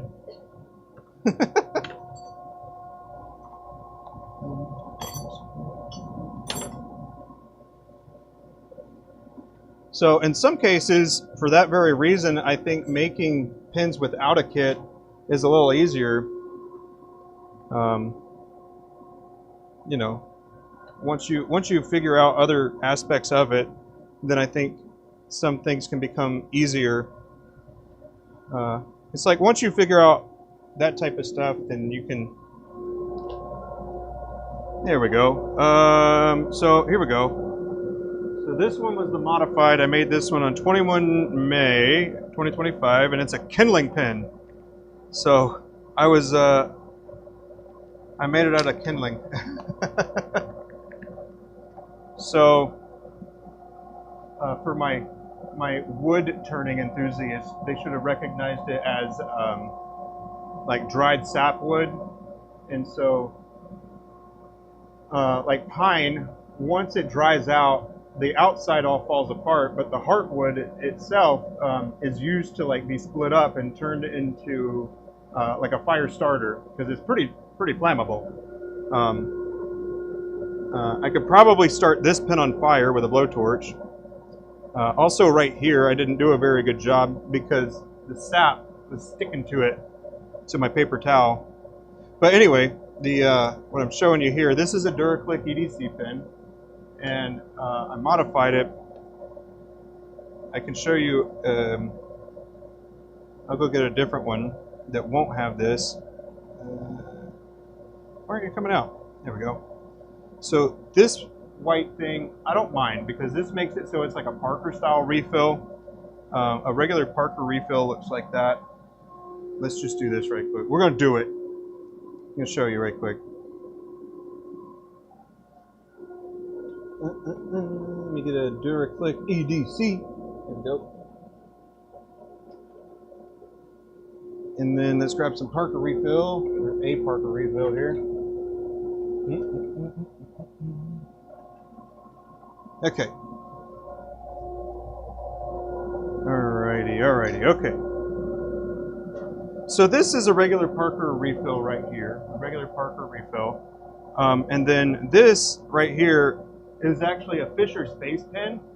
And the Fisher Space Pin, when you buy it, it'll come with this piece in the refill. And so it's recreating the top part where the click mechanism engages, right? It's got the kind of the crown there and the, kind of the little hook there, basically. So when you click it, it pushes it down, and then it locks at the at that point. But then when you click it again, it disengages and then has it all the way up, right? Or retracted, we'll say. That's where these channels are. That's what they are. That's where the click mechanism, well, some click mechanisms work. For this particular click mechanism, it doesn't actually function that way, which is kind of funny. But anyway, let's stick to it right quick. So this is a brand new, unopened, right? And the way that this kit is, it comes with a refill, same shape and everything. It's a Parker refill. So they're all the same size across the board, right? So the tips are all lined up, and then this is how long they are.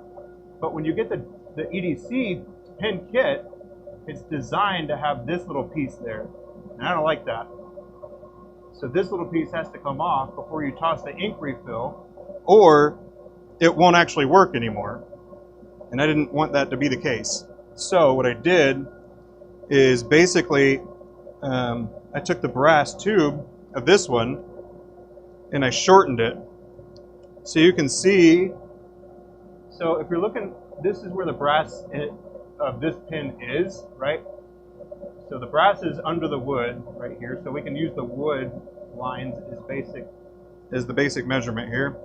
And so that's how much I took off in order for it to fit, because all I needed to do was take this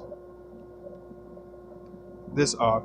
So it was about this much, because I wanted it to fit more like this. So I popped this off, got that measurement, and then I cut the brass away. And so that's basically the length it is now for the modified one. You could recreate this yourself if you wanted to. All you do is you trim like some of it off. Let's see. I think that's... You got any questions on that?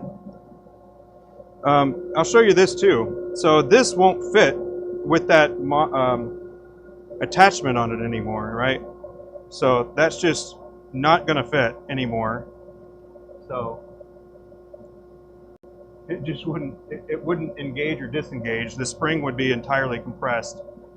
But you can take any Parker refill for now and put it in there and it'll work. You don't need that little thing that came with it because I shortened that brass tube, right? So just neat little modifications that you can do to kind of tailor it to fulfill whatever it was that you wanted to fulfill, I guess. But yeah, getting rid of that was awesome. So this little thing here is what I'm talking about. But if you wanted to put it onto another one, you could, right? But you just have to keep that tiny little piece.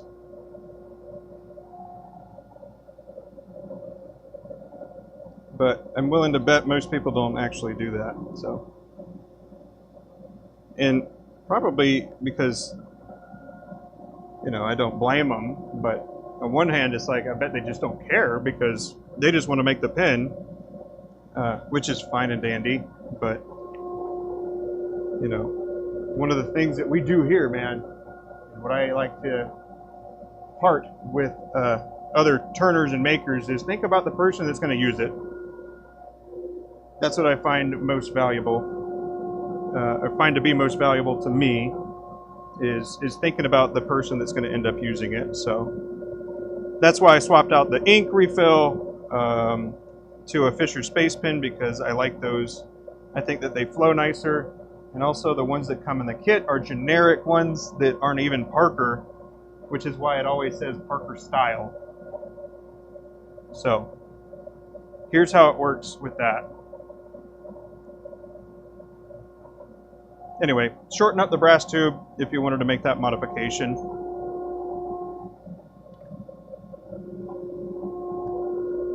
And I'm pretty sure I made a video on it too.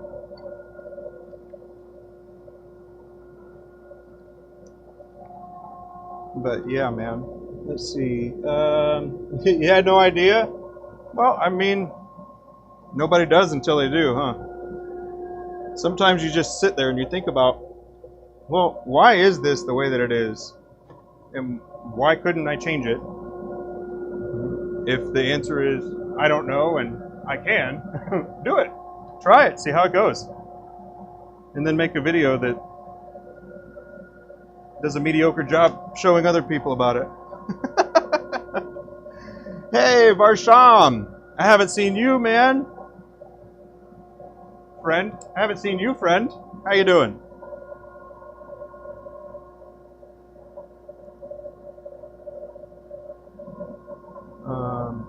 Mike, you agree on that? Heck yeah.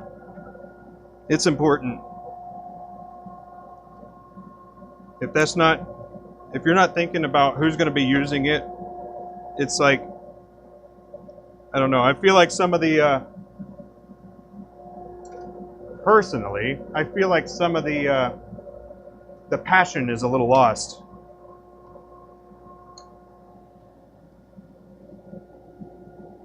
Now, I do my best. You know, in some cases, I'm like, well, you know what? You can either deal with it or not. I don't care what you do.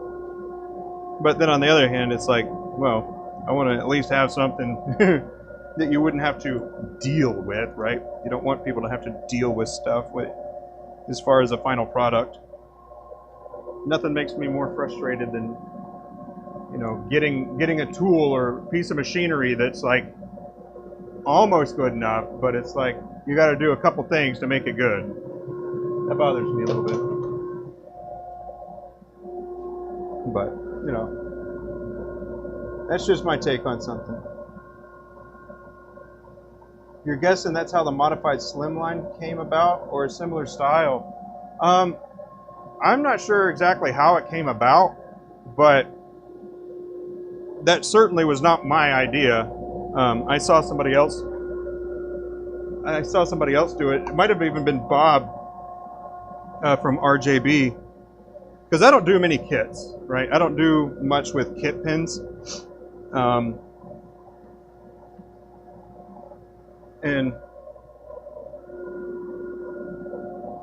But I mean, I will say that probably was a part of the inspiration of how I wanted to make that adjustment or modification.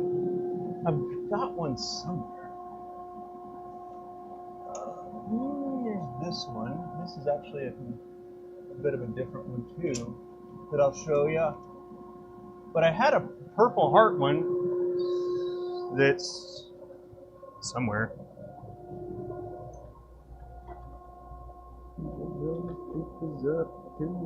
Anybody like Kesha? I'm listening to some Kesha right now. Got the TikTok on the clock going on. Hopefully this doesn't get flagged for like, oh, you can't do that. Whatever. Let's be real, man. The intent of my YouTube channel isn't to make money. If it does, great. If it doesn't, that's all right. I'm here for the people anyway.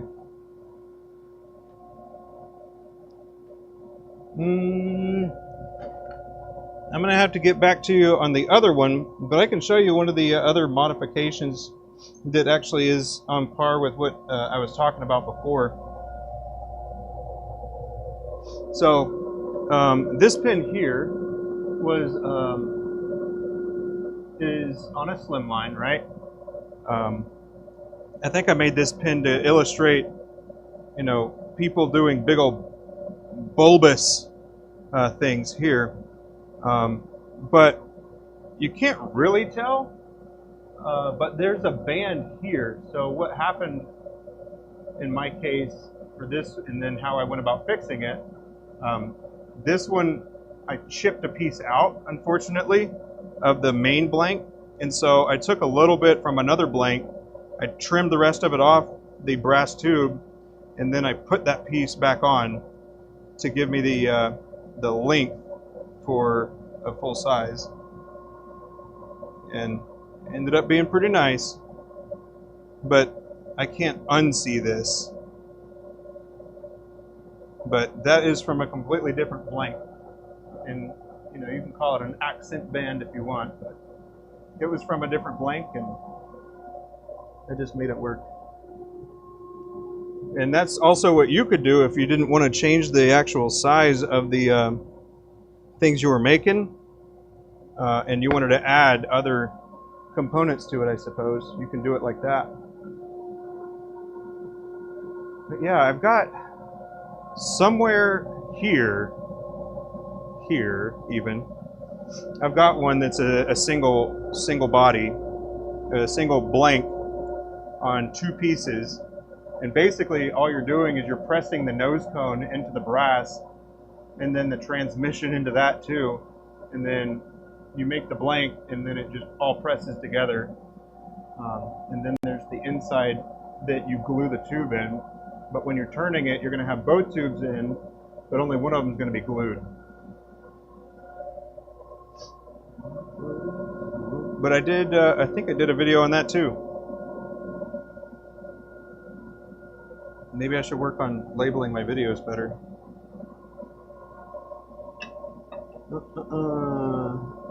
Yeah. Anywho.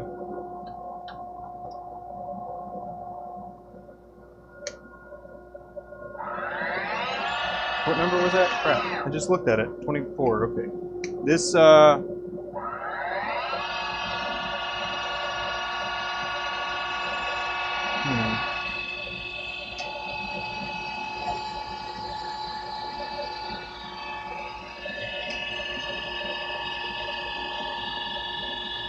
And I also did something like that on a live where I kind of messed up one of the ends on one of my other Bespoke pins.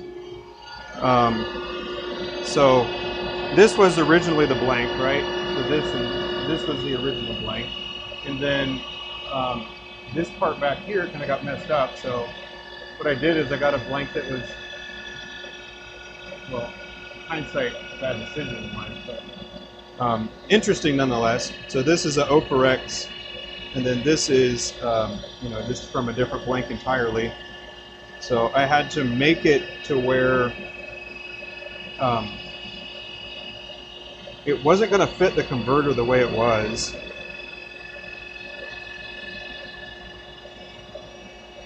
It wasn't going to fit the converter the way it was, right? So I had to extend the length of it, and the way that I did that is I basically created a little collar on the main blank here, and then I put that over top of it, and then I made this into like a little plug, and then I put it in and glued it all together, and so now we got that. But yeah, not a fun little thing that I did on stream, and I was just going to toss this actually because I didn't want to do that initially because it's a pain. It can be a pain. Not to mention it didn't go as planned, so you got a little, well, I had a little bit of frustration towards the project, we'll say.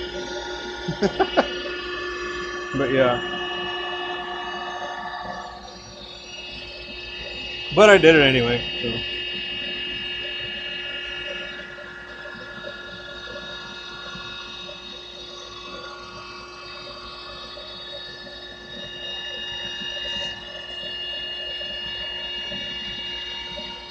It's beautiful. Hey, I appreciate it.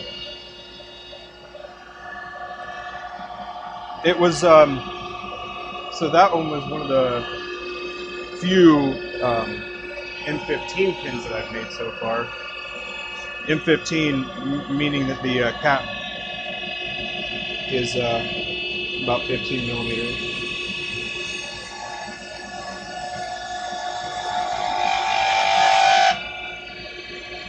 But I had just gotten that, and I wanted to make something, and I did that, and of course it ended up not working exactly how I wanted it to, so you know how it goes. Sometimes you just put your head down and keep going anyways.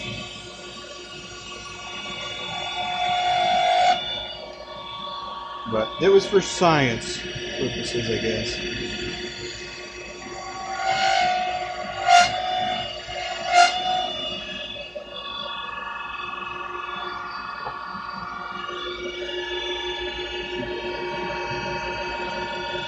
Also had a patch. Had to patch a few. Yeah. Yeah. And I mean, that one just kind of stays out here now. I'll take it sometimes. Well, I'll take it to shows if people want to feel what the M15 feels like. Because the section itself is about, what is it? 14? 13.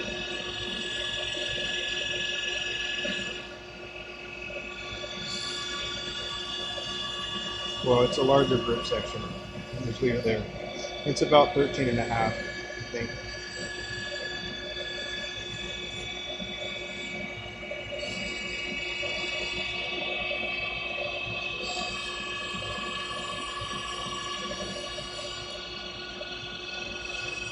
And that's always fun to do too, man. Just randomly putting stuff together. That could be fun. I'm sure there's people out there that want to see what comes about of something like that.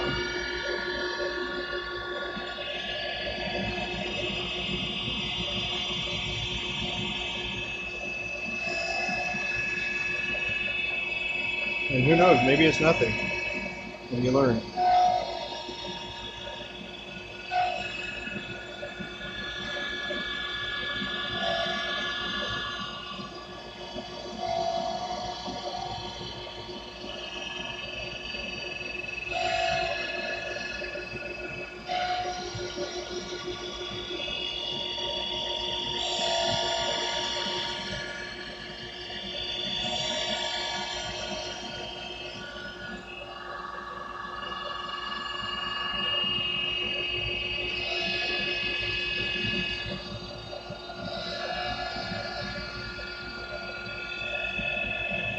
Yeah, that's actually something I enjoyed doing towards the beginning as well.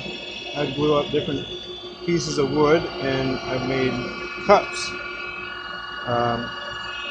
You know, you get some wood that's like dimensioned lumber or something like that, and I'd buy purple heart, and then I'd buy like maple and other stuff. This is bad. Bad placement for that.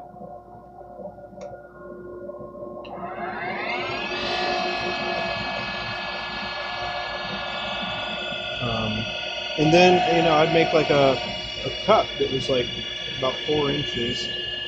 So, pretty simple way to go about doing that.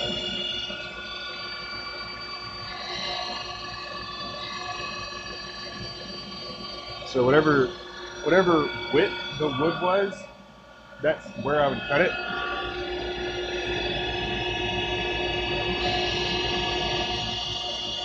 Lengthwise as well. So it would be kind of squared initially.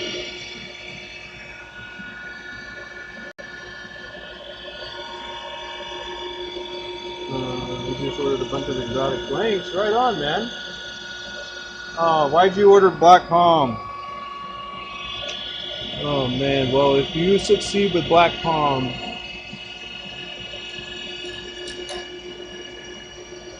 I'll tip my hat to you, man. But I would work on that when you have a lot of patience and you don't intend on getting anything else done. Leopard wood's nice. Tiger wood, I'm not sure about that. Sounds like a golfer to me.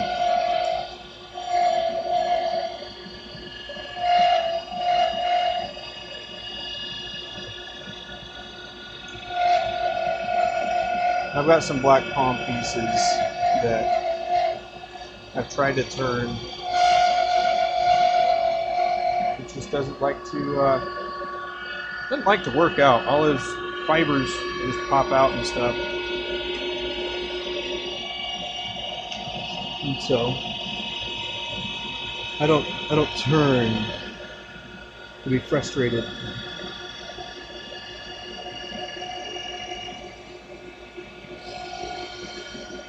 But I suppose, you know, sometimes that's how you get better at stuff too. You stick with it.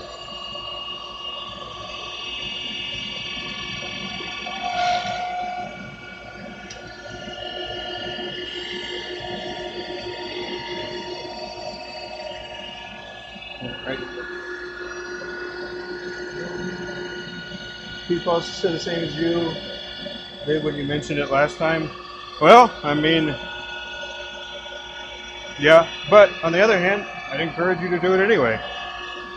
Because maybe they had a problem, they, including myself, had a problem because they were applying a technique that worked on other woods that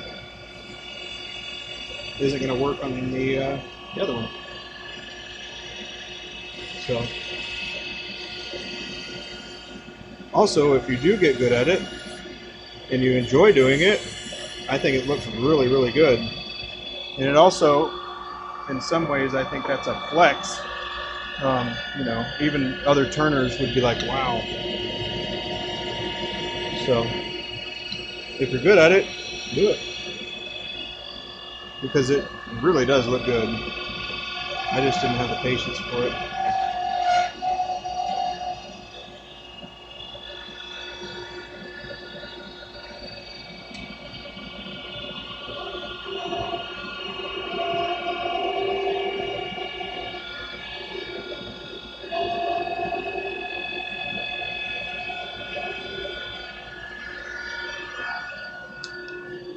Yeah,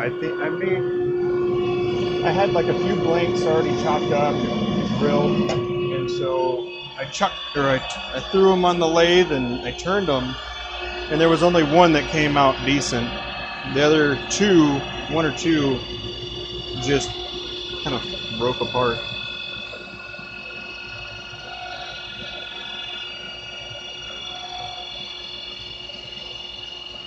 I think I still have it inside the house, actually, because we weren't going to sell it, but I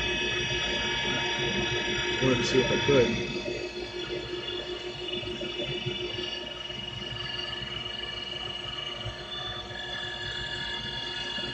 There's a lot of stuff that I make that we don't sell.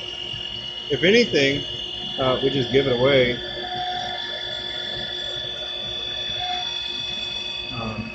Or it just stays. Like my kindling pin, that finish is not good. Not good enough, I would say.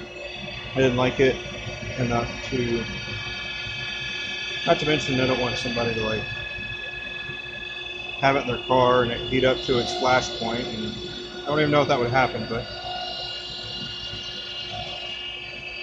I didn't feel like, or didn't want to bother with it really.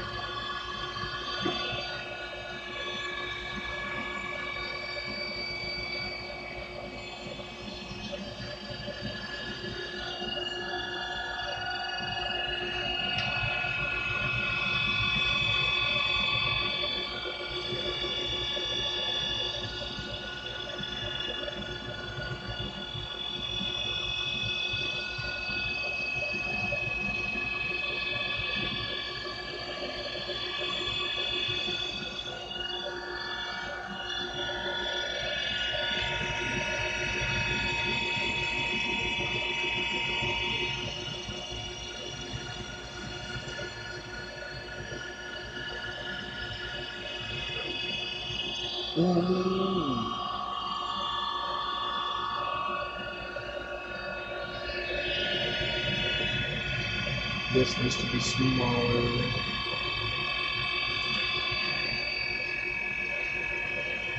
Yes. After this one, I am going to step away for a moment, and hopefully I'll get Abbie to come over here. She's right there. And if you have any casting questions of sorts, resin casting, she would be a good person to ask.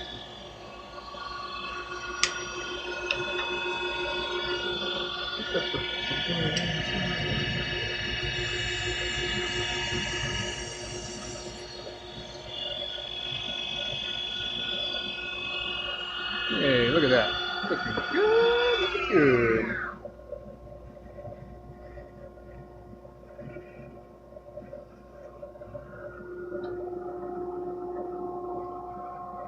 Hey, Abbie, you come over here for a minute? A few minutes?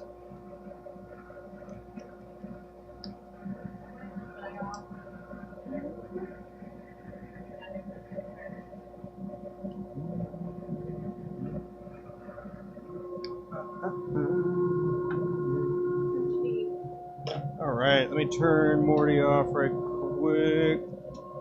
There's a fly in here. It's pissing me off. Oh, just a moment, just a moment. Let's reconfigure a little bit here. All right, that'll go there. This will come here. Whoop. sit so we can see where the camera's got to go. And will you click on the vertical right there up top? Yep. Nope. Yep. Perfect.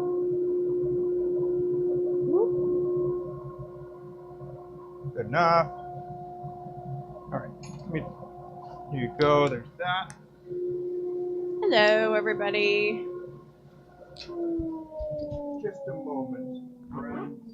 Hope you guys are having a good Thursday. I think that's what day it is. It's been a couple weeks, man. Lots of stuff going on. Are you going inside? What you doing? Stuff. Things. Okay.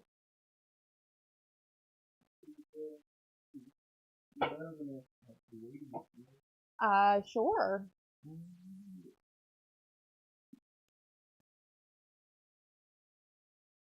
I'm right back.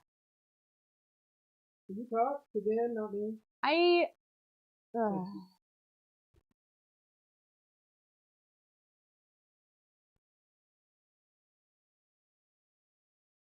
don't know how he stands here and talks all day. I am not capable. Let's see. This week is our fall pens. I'm calling them It's Fall, y'all, because they're here in North Carolina. And I feel like we just got over summer like last week. So we went straight from summer into what I consider winter. It's been pretty chilly. Hey, Brian. Yes, he made me come sit. He was like, chalk. I'm like, I don't know, man. I don't know how he does it. I'm not a talker or a rambler, but I'm here. I'm standing on the other side. These are turning out really pretty, but the type of glitter that I use in these particular ones, so like a lot of the shaped glitters, these ones have leaves. Sometimes they get a little chippy, so both for John and for turning them, and then for me sanding them, sometimes it takes a little extra something to like get them glitters to act right. But they look cool. John gets mad at me when I use them, but I'm like, this is what people want. Sometimes you just have to give people what they want, you know what I mean? But yeah, he's working on all kinds of things. We did finally finish the pumpkin spice pens that we've the pens, the nib holders, and the pencils. Those are all sanded, polished, etc. The pencils just need their tips and stuff put into them. Same thing for the nib holders, but they're ready. So I need to do a release for those for Maverick pens, and then for the Diamond Pinky pens, it's our weekly usual. Yeah, I'm sure that John's already talked about it, but like within the span of the last couple weeks, our younger daughter Stella's had surgery. Our older daughter got sick. And then got me sick because I get all the germs, of course. John never gets sick.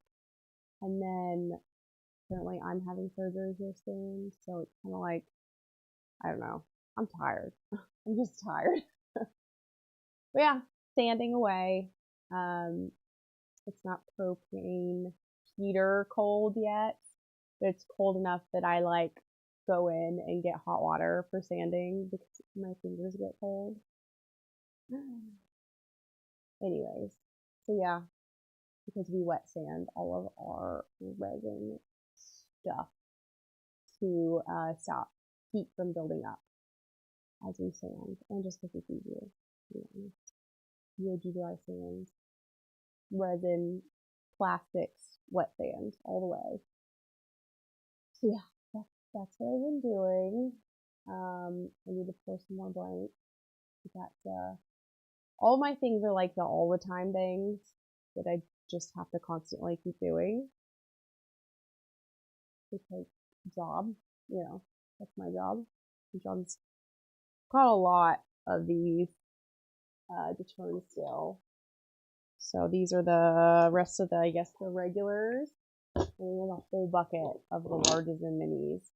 So bit behind this week for sure.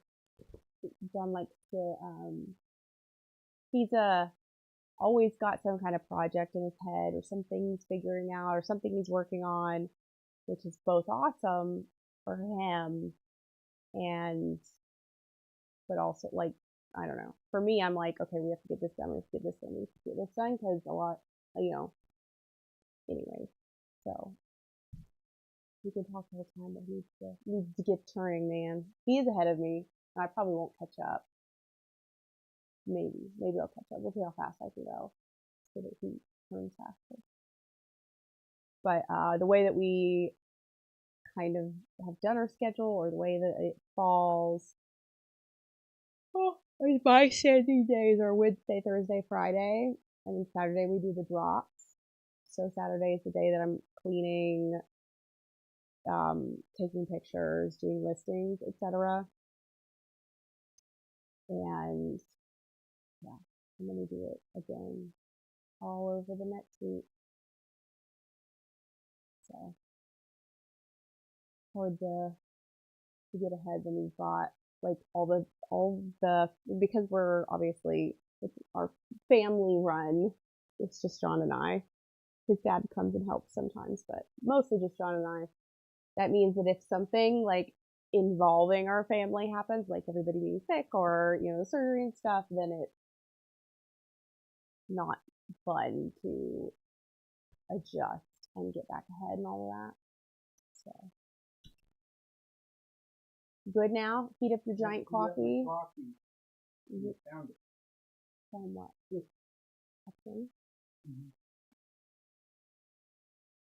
Did you ever find a pen in our house? Funny you asked that. Was it? Sometimes you can't. Well, we have find a pen. We have a lot of pens. I usually can find it. What? Is it old kit pen? Yes. Oh, what? I turned that one earlier this year, I think. This is when you went, I'm not going to keep polishing it. Pretty standard. Yeah.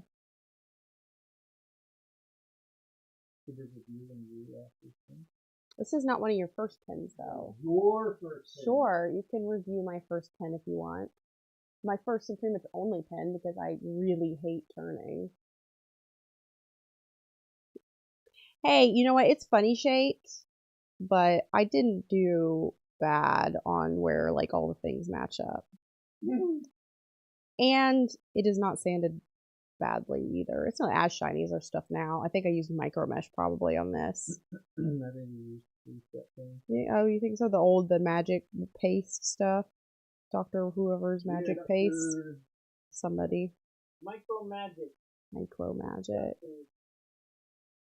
I don't know. We were using micro mesh at the beginning. Short. So this is my first pen that I made. Hey, it's like first and only. It's pretty good. Yeah. My only thing here, obviously, fit is fine, but finish is so important. But you didn't want to. I think that finish is pretty good. It's wood. Yeah, and it should be shinier. No, I didn't CA it. I wouldn't CA. I would have done more layers of the myelin. You know what I should do? I should make it again and see how you would make it, and then we can compare the two. Sure, I'll finish it. If you do me another one, I'll finish with a purple heart. See? Little competition, a little competition. Sure, if you make me the same kit, same size, and I'll finish it, and you can ask people what they like more. But it's also perspective of... Well, then I can't show them mine yet. They need to have whatever. Unbiased. It's really not a big deal. But there is a big difference between makers versus me not really, especially with wood. I'm not a maker in that way. I can judge resin blanks all day because that's what I do. But I'm a finisher. You know what I mean? Like, that's most of what I do. I do all of our resin work, but yeah, I'm the one that does all of the sanding and polishing. John will occasionally get a wild hair and finish whatever he's doing. Or if he's doing some random project like that, it's just because he's doing a random project. And I'm like, I have 40-something pens that I have to finish for this week. I'm like, no, I'm not going to do that. when it's a random one-off thing. It depends. We haven't really had time lately for that kind of stuff. So, but yeah, my perspective, and then probably what most of y'all's perspective would be, is also different, especially for wood. We have definitely found that the people that want wood are the makers and men. But 95, probably more than that, 98% of our customer base are women. So we don't usually make wood if that's not what our customer base wants or is. And if they did want wood, they want it to be shiny and pretty, not matte, natural finish. Here's my other swim lane. It's such a cool blank. What happened? Was that another little piece of a blank? See? What's the first thing that you noticed? The problem. This is what I was talking about before, Brian. But this is my job. It's literally my job. It is not your job. We ain't trying to sell it. Are we? We ain't trying to sell an it. inspector of finished products. No, you're a critiquer of my hard work. This is from labor. forever ago. No, it wasn't. That was earlier this year, too. What happened? The blank chipped out. Put it in there. Just So I put another one on top of the brass. Such a cool black prismatic pearl square. I can tell how old it is too from the color of the whites. Kind of changed a little bit. On the square. I know, I said that already. Cool. It's way cool. All right. Thank you. Oh, you're welcome. No one talked to me anyways. Brian said the boss was in. Yeah. He's got a TV in his workshop. Do we need a TV in our workshop? We have a computer and lots of iPads and phones and no. The computer is basically like having a TV.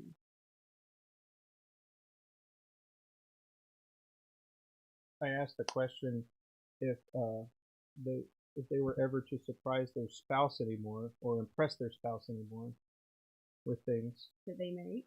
With anything. And Brian said, he's impressed when I don't mess something up. How long have you been married, Brian?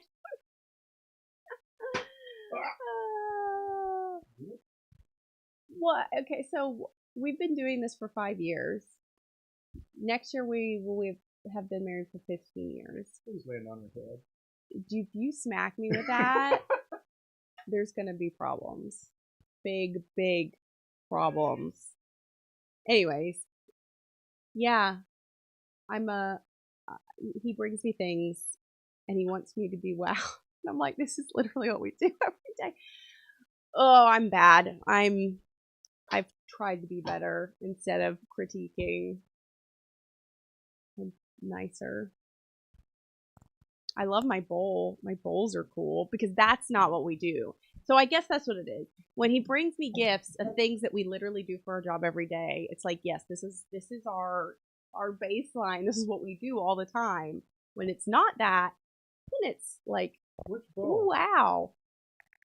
My big bowl. My You didn't say anything about it? We talked about finishing. Uh-huh. So you were like, wow, let me make this better. I know That's what happened. Okay, but I know how you are about finishing. You're lazy about finishing. I tried real hard on that one. Oh, I did too. That was awful. Bowls are not our finishing forte. I love the little stratified bowl too. It was so cool. And I have a ton from the bit when he first started. I used to be super impressed because he used to do little projects like, remember the little containers at the top? Or like my little itty bitty wood bowls. And I still use those all over too. The eggs were a different thing. The eggs were fun too. That was not very good though. One of these is why we have a hole in the wall. I was buffing it. It went right into the wall. Yeah, the eggs were fun. That was one of the beginning of the stuff that we did too. So. Yeah.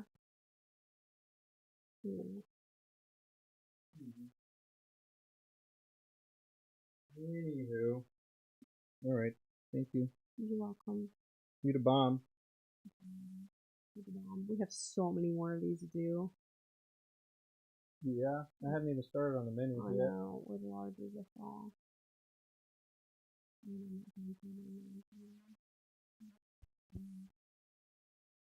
Well, pitter patter, I reckon. I had to drop the jacket. It was getting a little toasty. Well, I guess when you're working, you get toasty. I'm working too. Hardly working. I'm over here working hard, and you're over there hardly working. That's not on the agenda. Let's see. Mike, are you still here, man? Let's see. Got that. That's a positioning. Letterkenny reference? Yeah. Yeah, that was funny. I liked Letterkenny. Yes. That is exactly what it's from. Pitter patter. But Brian was like, Letterkenny reference? I said, yep. Yeah, let's get at her.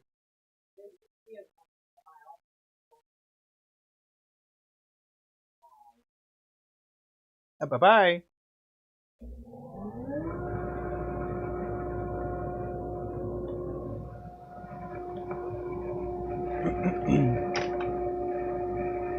See? I like Canadian stuff.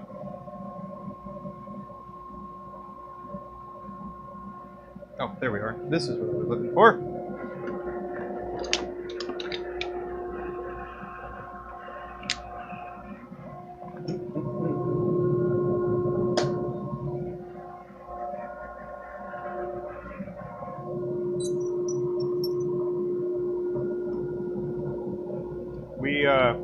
We also watched.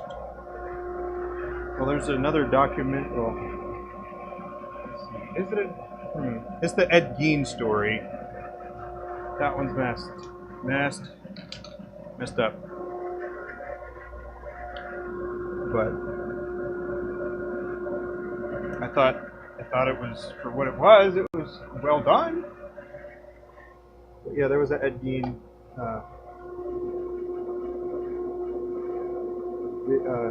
show that Shorzy is awesome too. It's been a while since we watched those. Shoot, I guess probably about 3 years ago now. Yeah.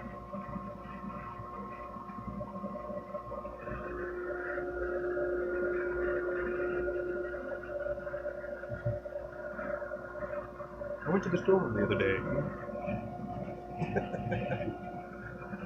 I had a friend that knew like a whole bunch of his one-liners. Fellow contracting buddy, actually.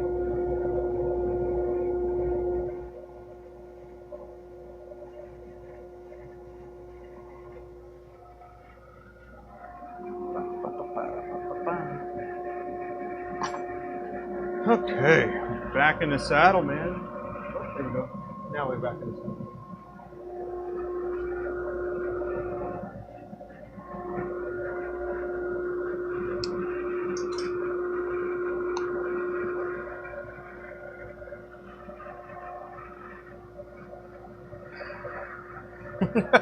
I remember the episode where they did. It was about the Canadian geese and how they had a nest on the golf course, and one of the people at like the country club was trying to get the geese to move or something like that.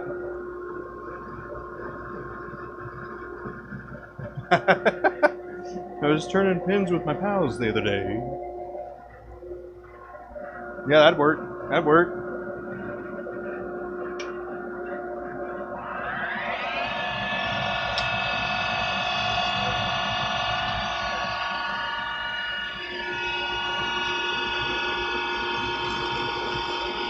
Gooses. Yeah. I thought that episode was funny. But I also think it opens up like some conversation of like, well, who's right or wrong there? I'll be honest, I don't know why geese are protected the way that they are. But, you know, I'm not out to get rid of animals, but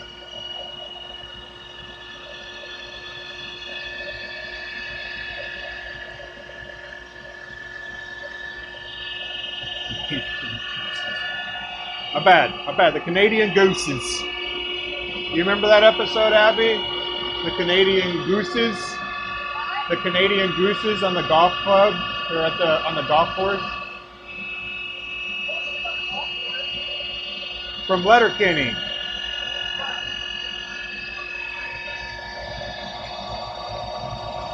See, I'd have been impressed if she did.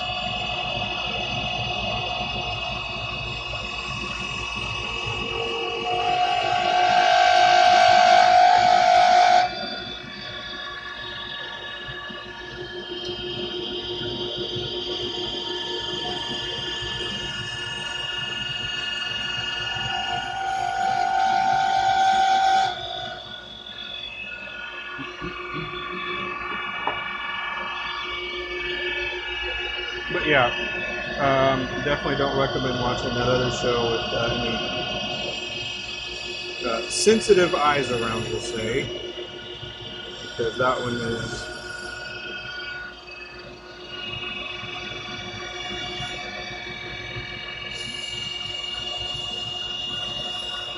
Yeah.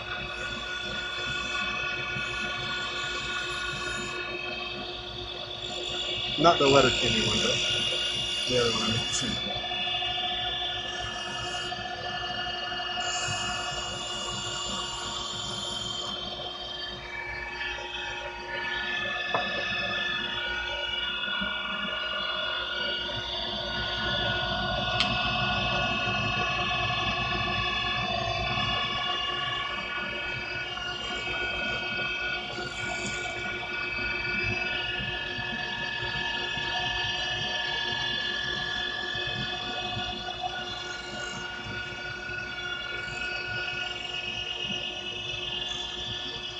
Got a visitor. Hey, Lulu. Hey, baby.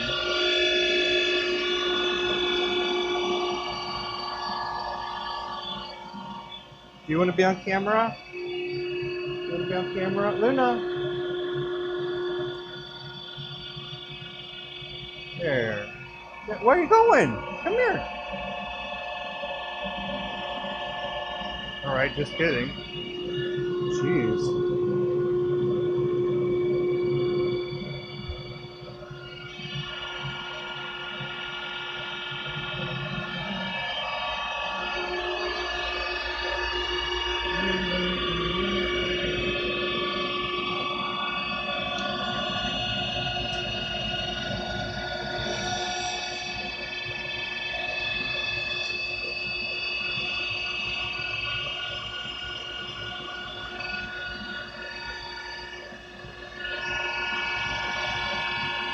Look sick, my man. Keep it up. Hey, I appreciate you. How you doing? High on the gray.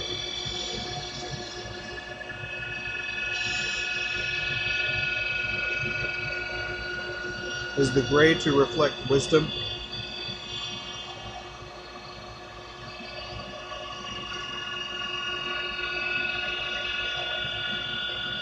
I appreciate you.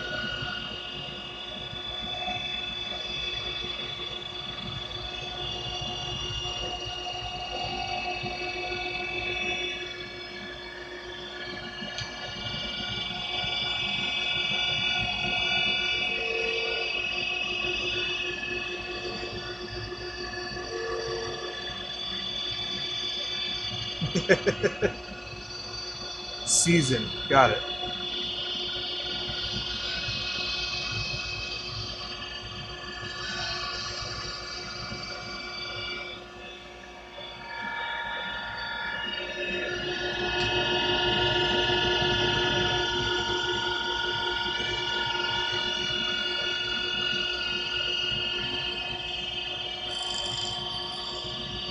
Heck yeah, man. Appreciate a bit of lathe work. Hope one day to get one in your shop. Yes. If I could have one tool in my shop, that would be it. Or machine, I suppose.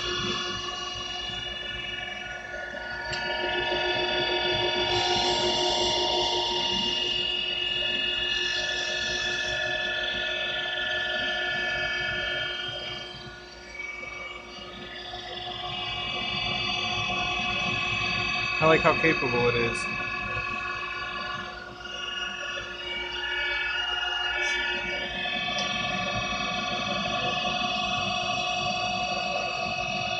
What would you be interested in turning if you got a lathe?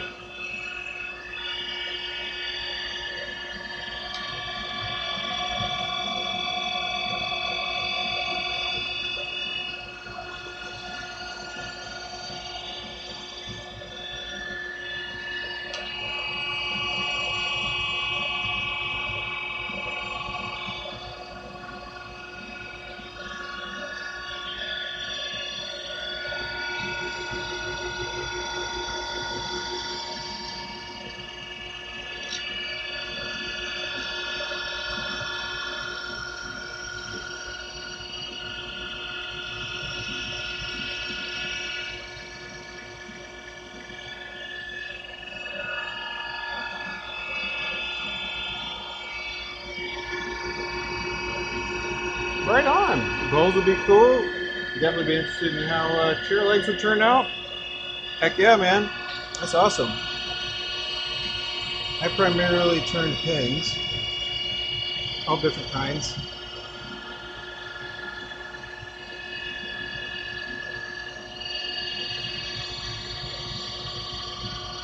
Right now I'm making diamond painting pins.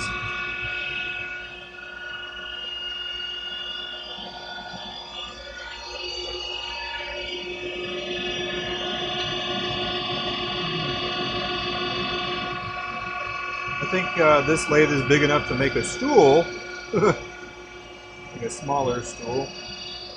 This is a 1221, so it'd be pretty short.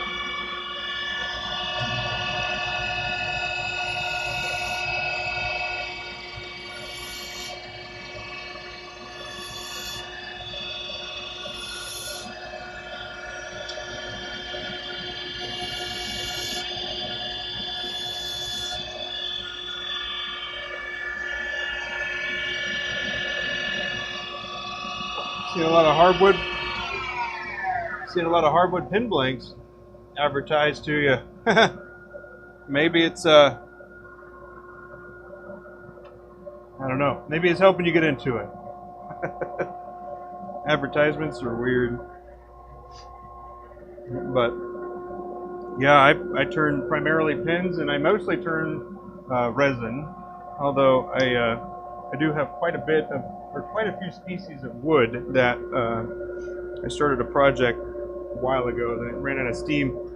But yeah, it is a lot of fun. I enjoy it. I kind of view it as my therapy session. I got into it because I was, just wanting to do it. And then it, soon enough, became something that we do full time now.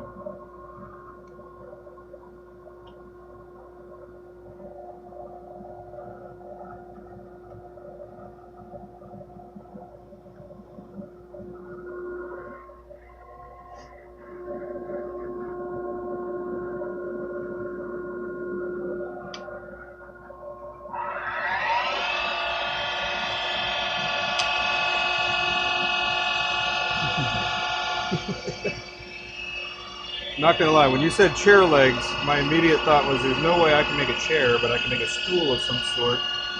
And then one thought led to another, and then I was like, you know what? I can make like a glamorous, like squatty potty, just for the giggles, I guess. It'd be pretty funny. Like a really nice variety of wood and stuff like that. Hey, I appreciate you. Hope you have a good day, sir.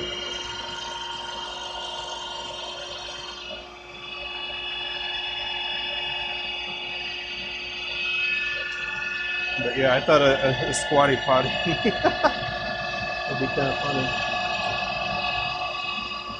Ah, milking stool. Yeah. That's better.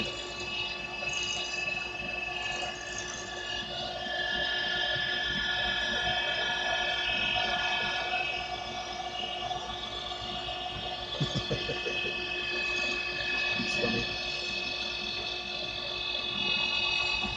I love it when people come in and got like fun little ideas like that. Heck yeah.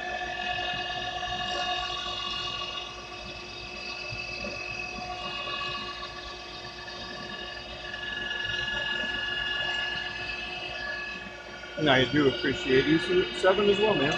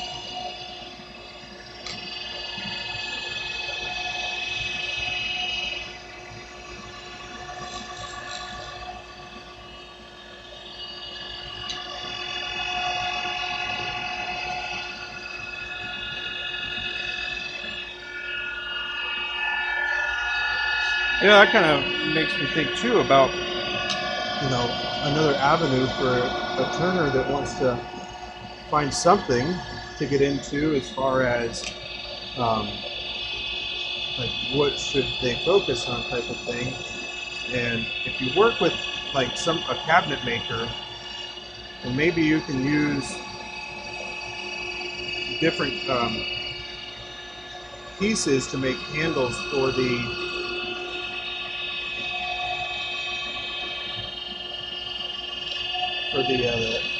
different drawers. If you like knobs or something like that. Or you can even start with your own house, I guess. Make the knobs. It'd be a way to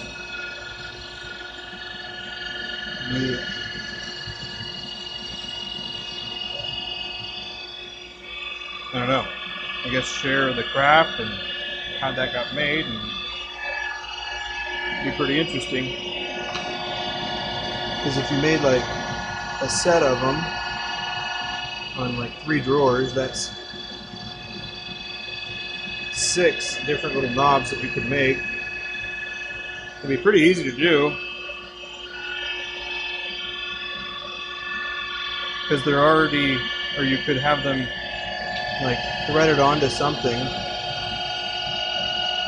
and then turn it and then pop it back out, put the next one on, and go like that.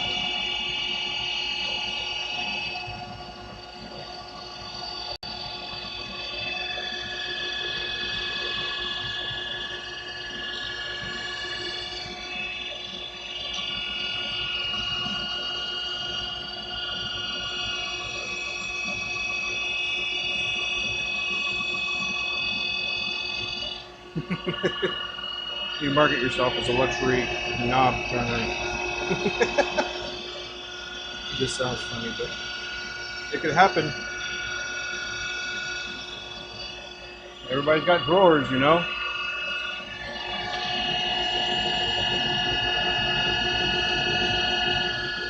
just get an insert that's like threaded on both sides, kind of like how the bottle stoppers are.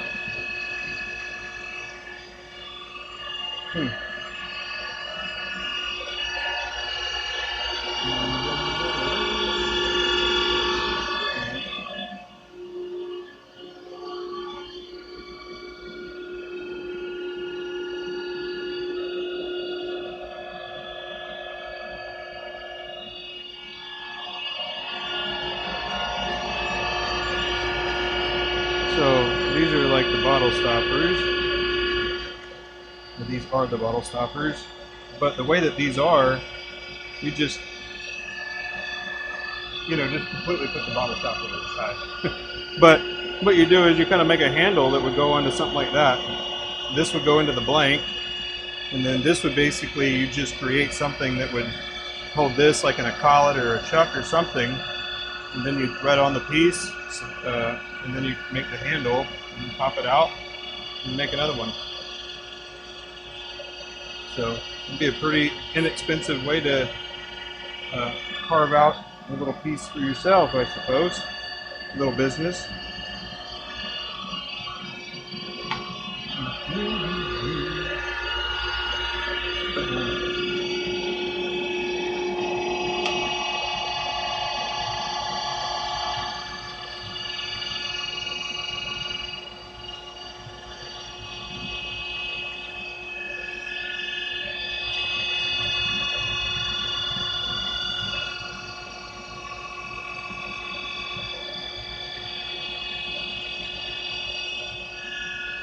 Then you'd obviously need a bolt on the back side.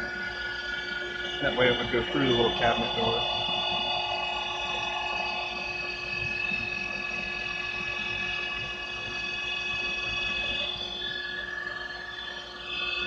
Huh.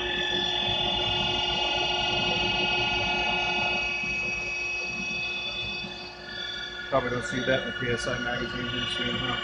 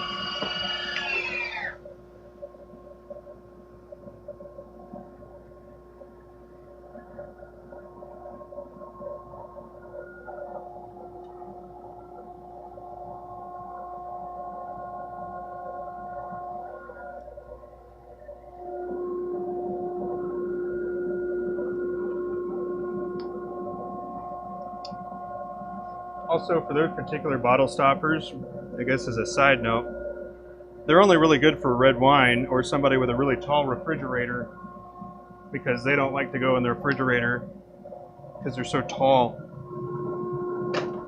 They're tall, man, they're tall.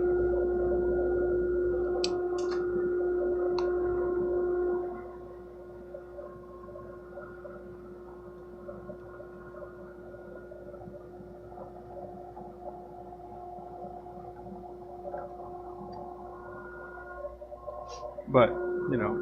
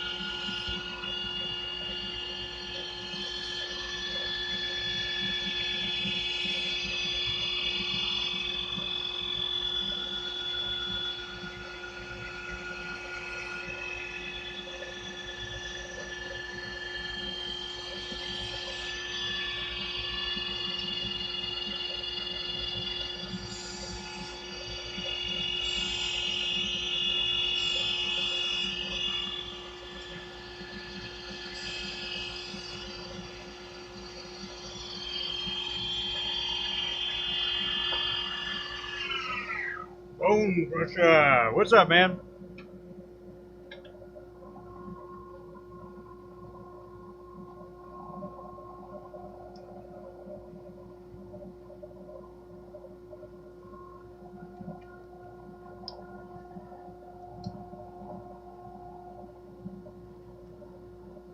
Or Jason.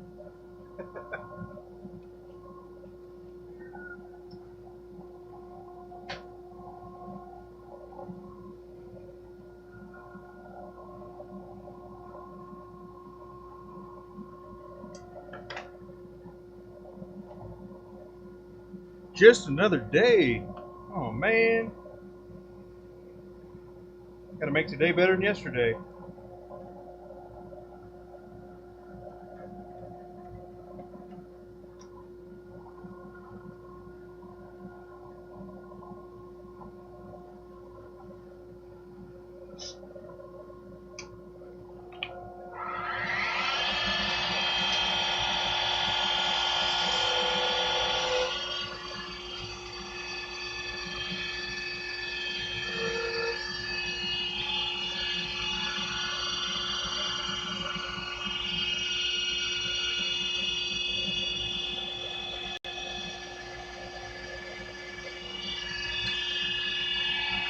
You get to see the other side of what I do.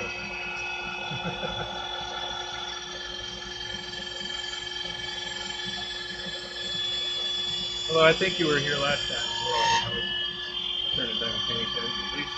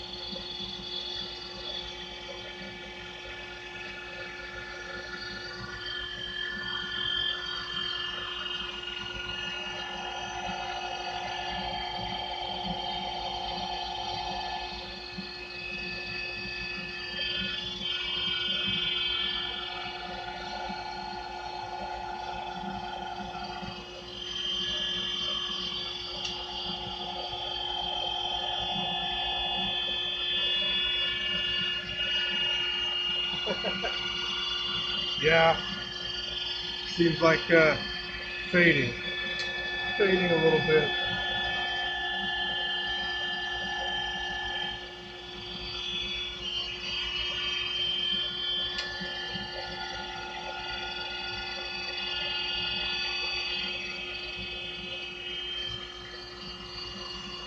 Hello, Claude. How you doing?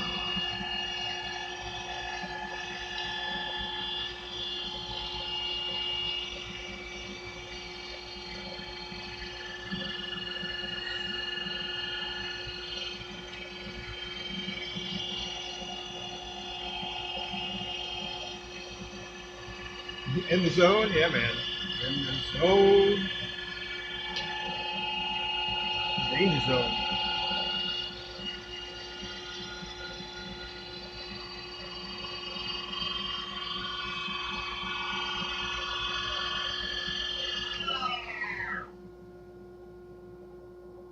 Guess it's turned into like an ASMR kind of stream, huh?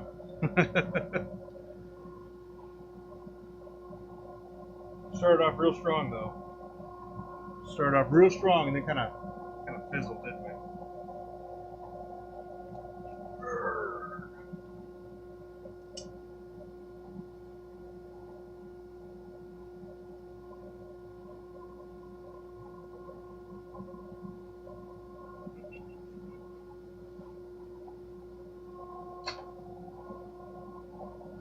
Yeah. Yeah, you're right. You're right. Probably wrap it up, huh? Wrap it up for now, at least. Gotta go get the daughter here in a little bit anyway.